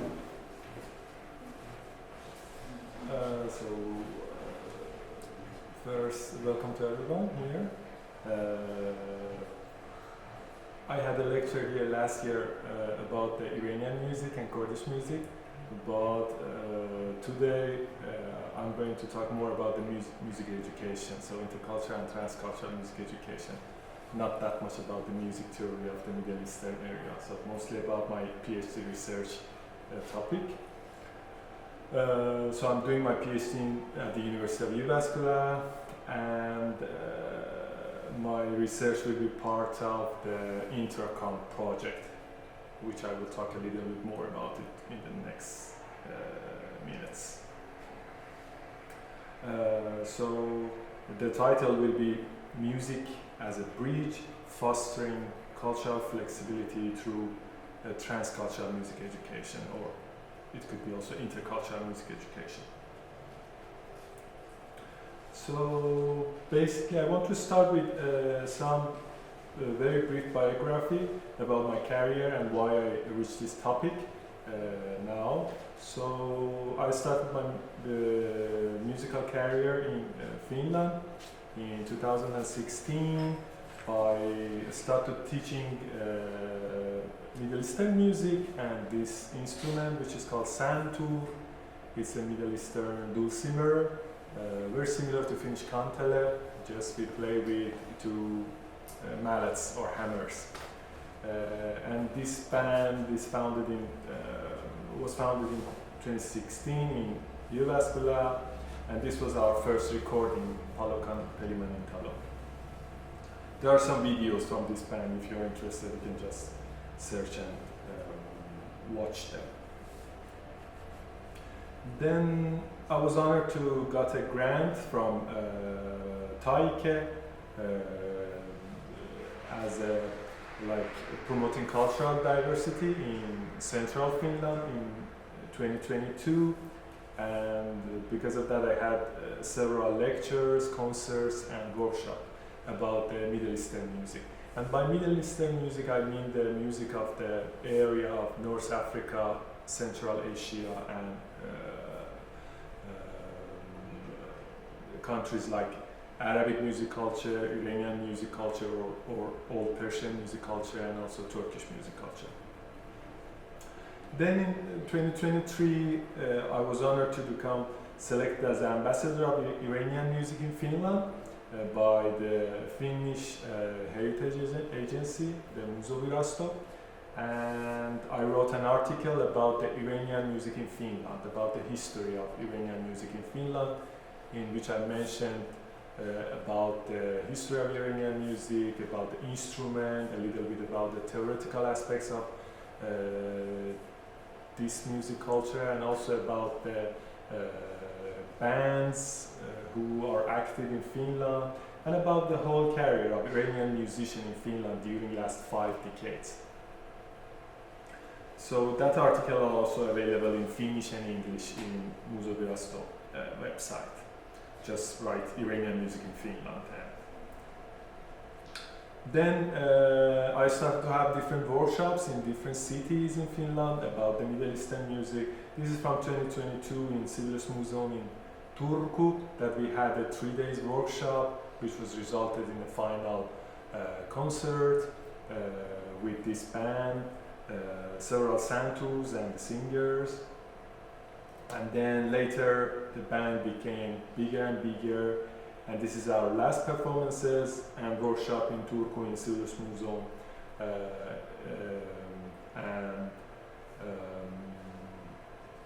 All of these experiences during last years gives me this idea that this career, this tool that I have, the music that I have, is a very, very valuable tool to break the ice between people, between the immigrants and Finnish society.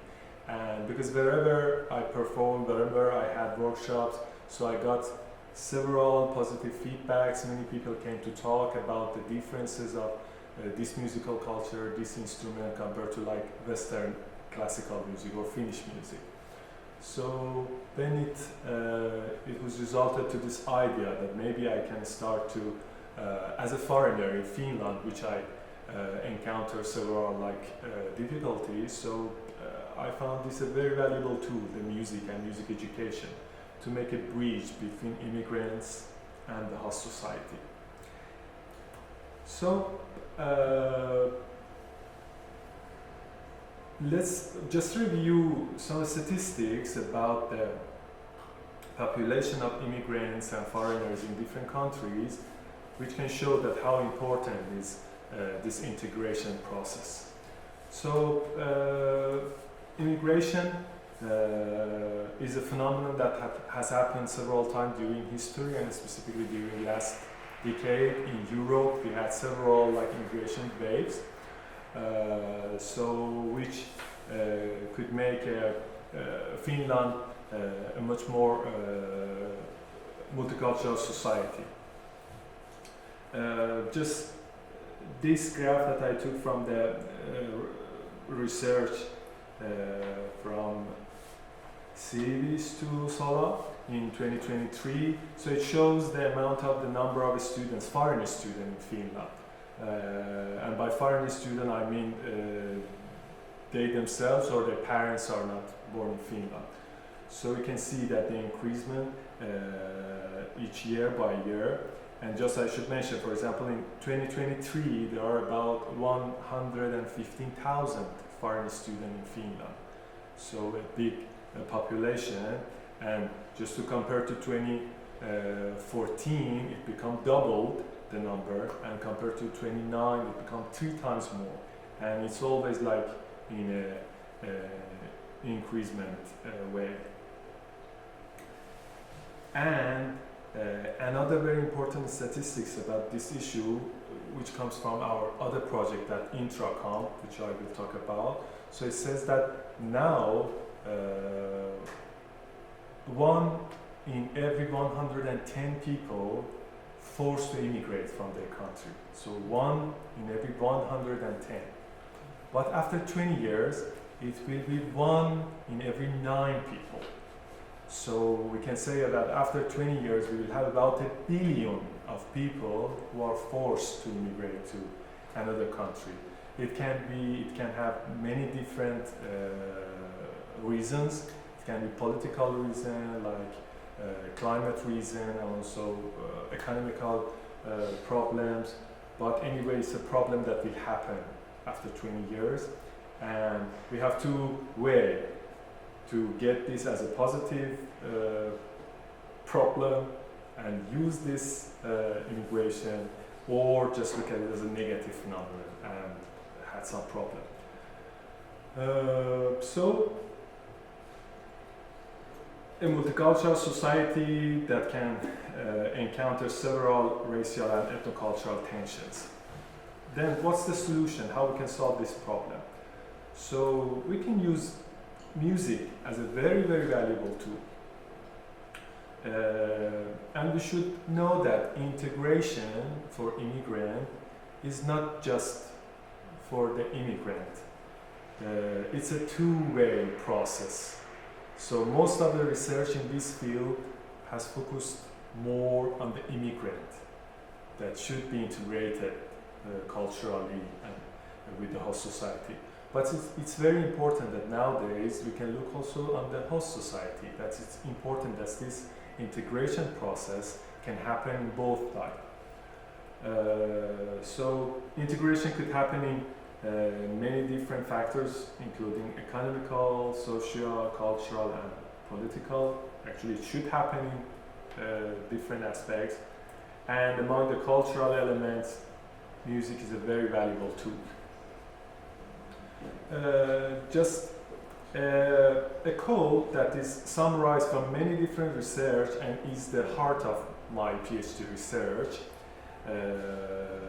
that learning an instrument from another culture fosters personal engagement and experiential understanding of that culture's norm, aesthetics, and embodied practices. It means that when you start to play an instrument which is not familiar for you, it can open up your mind to many different aspects of that culture, like the norms, aesthetics, and this embodied practices, the embodied cognition is a very valuable tool to foster that cultural flexibility that we have in our mind. So this is the main idea of my research, and I will explain more how I will do that.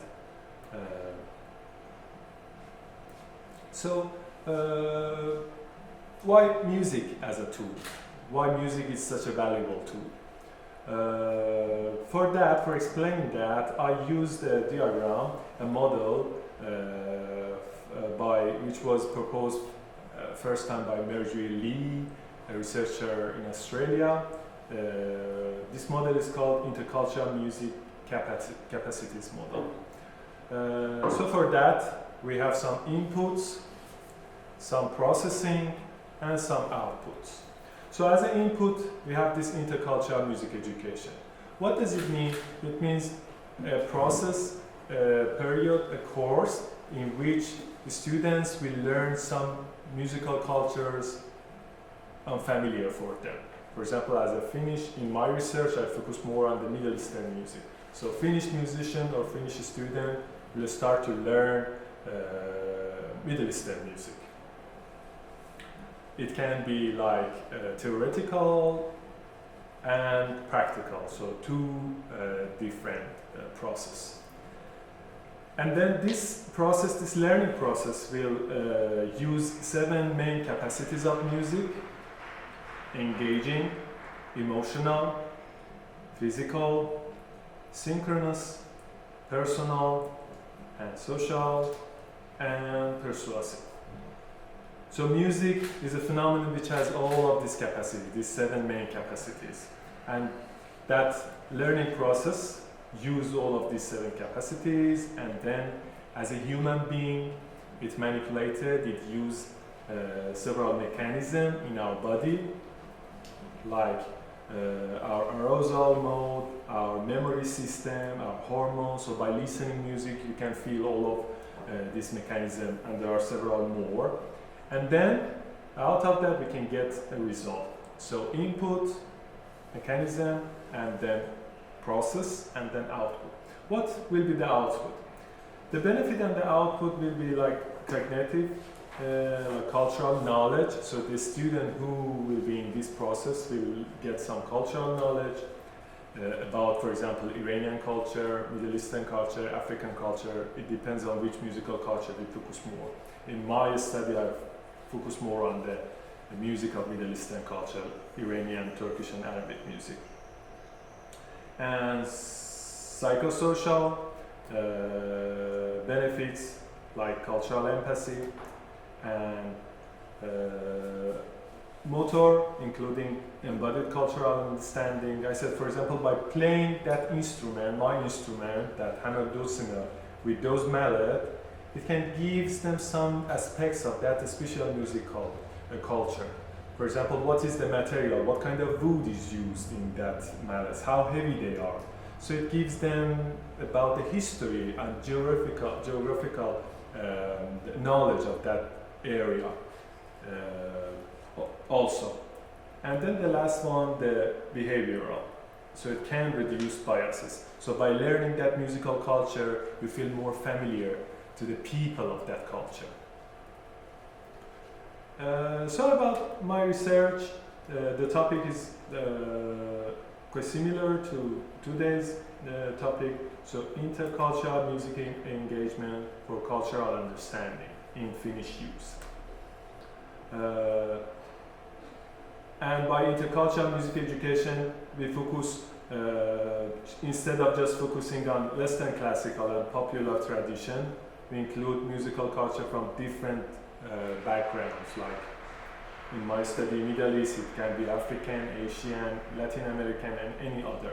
But it's important to look on all of this musical culture equally valid and meaningful, and break this centralized attitude toward like Western classical music. In my research, I will collaborate also with this Intracom project, which is a common project between University of Jyväskylä and Nord University in Norway, and 12 more cultural organizations and academic institutes all over the world, included also in Australia and Italy, Spain. And it focuses on intercultural and transcultural competence knowledge through collaborative cultural expression. So for my study, the study subjects will be first explore a more practical pedagogical approach to the Middle Eastern music in Finnish music education, which we feel, at least I saw a big gap, at least for example in musical school in Keski-Suomi area in central Finland, that there's almost nothing about the Middle Eastern in the curriculum or in the music education. So my first goal is to explore a more practical approach to teach this music. For example, the scales are completely different compared to Western music. The intervals are completely different. The forms of composition is completely different. The instruments are completely different. So, and the second goal will be by using this process, by using these courses, so to enhance cultural empathy among Finnish students toward the foreigners, toward the people from another culture. So for the methods, I will have about 20 to 30 Finnish young musicians. For now, they will be from 15 to 18, and they shouldn't have any experience on the Middle Eastern music, so it should be completely unfamiliar for them. And they shouldn't have any ethnic ties with the Middle Eastern people. For example, no family member from that culture, or even not a very close friend from that culture, which will help us to evaluate the result of the process. And then the interventions, the sessions will be 4 sessions. The first 2 sessions will be theoretical, so 2 sessions of 2 hours lectures about the Middle Eastern music, the instrument, the history, the modes, and the intervals. And then the last 2 sessions will be practical, so the students will start to play a completely unfamiliar instrument for them. They will play a very simple song, for example, from Iranian or Turkish or Arabic musical culture, and try to explore those strange intervals and even those strange instruments. So for my study, I will use my own instrument, santur, the hammer dulcimer. And there will be questionnaires before and after the learning process, after these 4 sessions, before and after, which will evaluate the cultural empathy, social connectedness, and attitudinal changes toward the cultural groups. In this specific research, Middle Eastern people. There has been few other research in different universities, including one important one in Australia, in which they did this research on Middle Eastern people, Middle Eastern music, and Chinese music. And it has several reasons, because basically it's related to the immigration wave from Middle Eastern to different parts of the world in last decade after the ISIS rises in the Middle East, and also those kind of racist behavior against Chinese after Corona COVID time. So because of that, they choose these 2 specific musical culture. And it's interesting that even by these just 4 sessions, they found very significant changes in the people's attitude toward the foreigners. So some expected outcome from my research will be the first one, increased cultural awareness and flexibility among Finnish youth, young generation. Second one, insight into how Middle Eastern music can enhance empathy and cross-cultural understanding. And third one, recommendation for integrating non-Western music into Finnish music curriculum. For now, I think it's just probably Sillus Academy that have different music culture in their curriculum and in their music education system. But as I said, in other musical institute in Finland, it's just restricted in few sessions, few workshops, so we do not have that in the whole more lessons. And then, so as a summary, we have immigration. Fortunately or unfortunately, we will encounter all of them in the next decades. So we will have a much more multicultural society, even in Finland and in other European countries. And so as an integration tool, I want to use intercultural music education to enhance cultural flexibility. And there are some references. So this is the research which has been done in Australia, and I used that multicultural music education model from them. And this is for the statistics that I showed you. Thank you very much. So wonderful Thank you. presentation and interesting topic that you have chosen for your research. Thank you. Would you have questions here in the audience for the speaker? Yeah. I was thinking about that you mentioned that you were the ambassador in the Finnish Heritage Agency. When were you also involved in the when you made the proposal to the wiki inventory and text? And was it challenging, for example, to define the community in Finland? And is this research also a way of helping to define, for example, transmission of music to the next generations? Yes. Or how do you see the process? Yeah. Actually, that was one of the main goals. Yeah. Because when I started to check that what kind of and how many Iranian musicians we have had during last decades in Finland, so I had several interviews.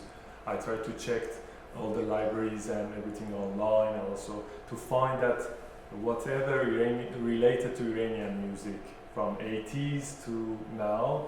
So, and the goal was, one of the goals was exactly to also make a way for other Iranian to be in a community and they know what is happening about the Iranian music in Finland, and also to promote this musical culture, which is a very old and rich musical culture to Finnish people. Yeah. So yeah, the article is available, I said, in English and Finnish, so we can easily read more details about that. That we had immigration there from 80s, several Iranian immigrated to Finland, and nowadays, because of one of the main reasons is this Sibelius Academy, the global music, that there has been several musicians to come to Sibelius Academy to study, and several bands nowadays in different cities. Yeah. Yeah, thank you. Yeah. Yeah. Very interesting presentation. One thing I thought about was that is there some difference maybe like what age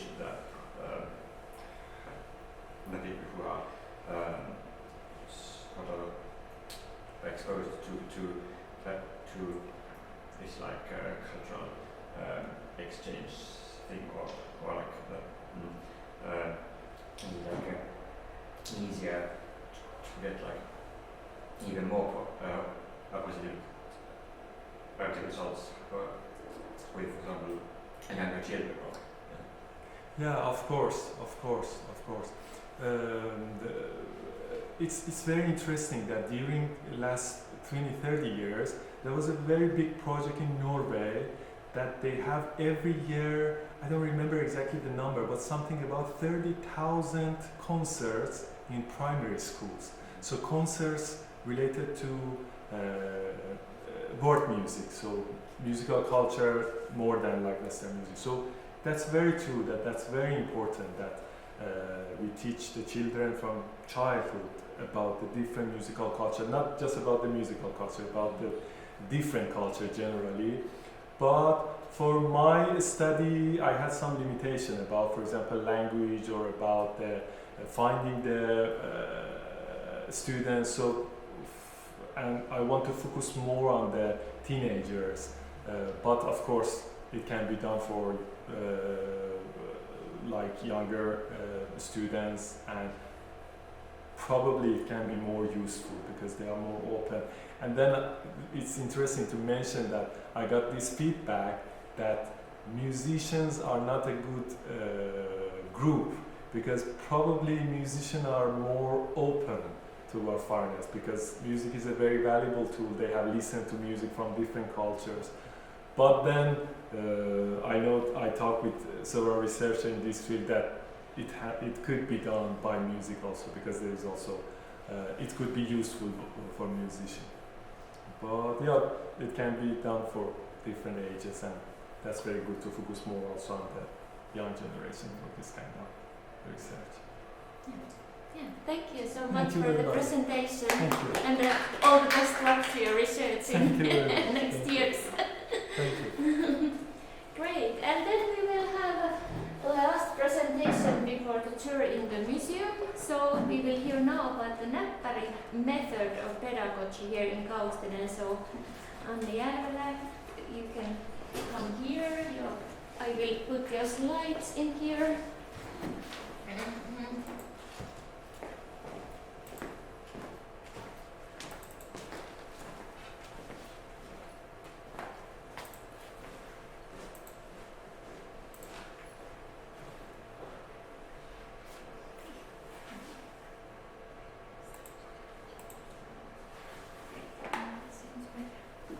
Okay, so welcome, Anni. Thank you so much. How many of you have heard of Näppäri before? So basically all of you know what I'm going to talk about. Okay, well anyway, this is a really short time, but anyway, I'm thankful for the opportunity to be here and to present to you something that I've grown up with and I'm currently working with. It's a musical pedagogy called Näppäri pedagogics, I would say. It's probably based on Kaustinen feeling tradition. Violin has been played here for a very, very long time. And the vast majority of the tradition has some kind of a connection to the wedding tradition that we have here.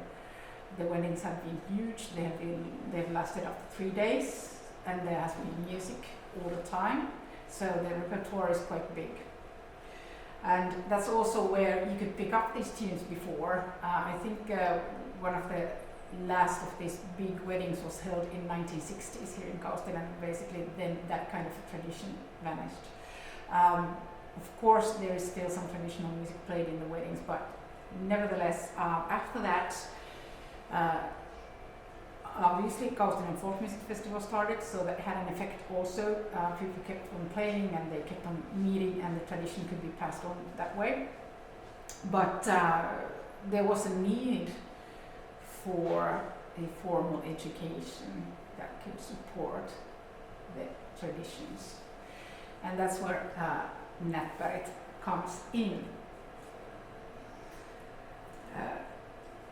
In the 80s, when the pedagogy started to develop, the music education in Finland was very long, very far based on degree-oriented conservatories, the tuition that was given there, and the conservatory system was quite good, and it has produced a lot of professionals and artists, but the cons were that it was quite selective, the system, and could not involve everybody. And the context was also a little bit narrow, as you were talking about here just now. So it was basically only Western classical music, and if there was any folk music played, it was probably some Hungarian or Russian tunes that we used as a method for learning the technique. Basically, it was not really to get to know the different cultures. And also, well, there was another possibility also. You could also choose to study at an open college, but that was mostly aimed for adult learners.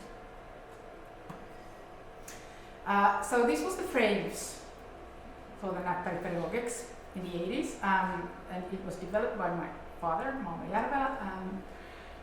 The theme was that we moved from Helsinki. He was working as a classical musician in Helsinki, but has a folk music background in his family. We moved back to Kaustinen, back to his roots in the 80s. And the situation here was that the folk music festival was going already, and there was people were interested in folk music, and there was lots of kids already playing them. But not all of them could get into the conservatory, so there wasn't really enough space for everyone who wanted to play to have lessons, to learn, simply. I'm one of the kids that started to play in the 80s, and I was one of the students who was not, I never went to any conservatory myself, because that was his decision. He did not recommend these entrance exams to anyone, because he didn't want the kids to compete towards each other, and that's how we all ended up basically learning, having lessons through the open colleges, and could do the degrees if we wanted to, but they were not mandatory. And the basic idea was that the system should be flexible. Those who want to aim for professionals or to practice a lot and do these exams, they can, but you don't have to. You can just play. And that's it. And another important thing was that the music we played was very much based on local traditions, in this case Kaustinen tradition. But since the Kaustinen tunes were quite tricky, we could not start by learning all these Kaustinen tunes, and that's how Näppäri music was developed. And that is then arranged folk music with various difficulty levels, so that students with different skill levels and different ages, they can play together. It's mostly based on Finnish folk music, but also on music from other countries, especially mostly from Nordic countries. We play traditional and new music, and we have influences from classical music, for example, pop, other cultures, history, so we use the music also as a way to get to know about history and other cultures, simply. And singing is also important, so that everyone can get involved, even though they would not know their instrument that well yet. We use sheets as support, but it's mostly as support. Mostly we learn the style and those kinds of, adapt the style by listening and by playing together a lot. And the basic principles for the Näppäri method is that we want to offer the opportunity to learn music to anyone who wants it. So that's really important. And we want to make playing music a daily part of daily life, as it was before in Kaustinen. When people got together, they played a lot. So low barriers for picking up the instrument and using it. And then we want to encourage musicians of all ages and levels to play together, as it often is in folk music, that you learn from each other, and this is how it works. And this way we want to keep the folk music tradition and traditions, you may also say, vibrant, and also incorporate them into the curriculums. The curriculums have changed. The curriculums don't look the same anymore as they did in the 80s. Nowadays it's a lot more open and free, and it's up to the teacher really to decide what he or she wants to teach, or the student what they want to learn. And yes, this way we want to promote unrestricted, timeless music education. Timeless? Yes, I think it is timeless. Unrestricted, that's, I think we still have to struggle a bit with, and will never end, I think. Well, today, the Näppäri group gets together here in Kaustinen in about a group of 80 to 100 players weekly. We play together, and then they have their individual lessons through the conservatory. Some go to the conservatory, some go to the Open College. Not everyone fits in there, so Näppäri, the association, is working on to be able to offer the possibility to those who were left outside. And we do some international cooperation, and mostly we also tour a lot around Finland and hold give these courses in different music colleges and music institutions. And by doing that, we want to encourage people to use what they have around them, their own traditions, and try to use that. And this way, we want to enhance the diversity in Finland, but also we would wish that the diversity would be more alive also in other countries.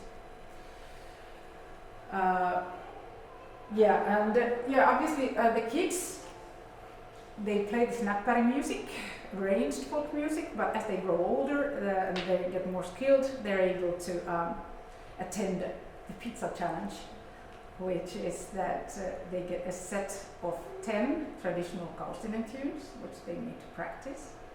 And once they practice them, they get together with the local master musicians and play through these pieces, and then they get some feedback, and after that they get pizza.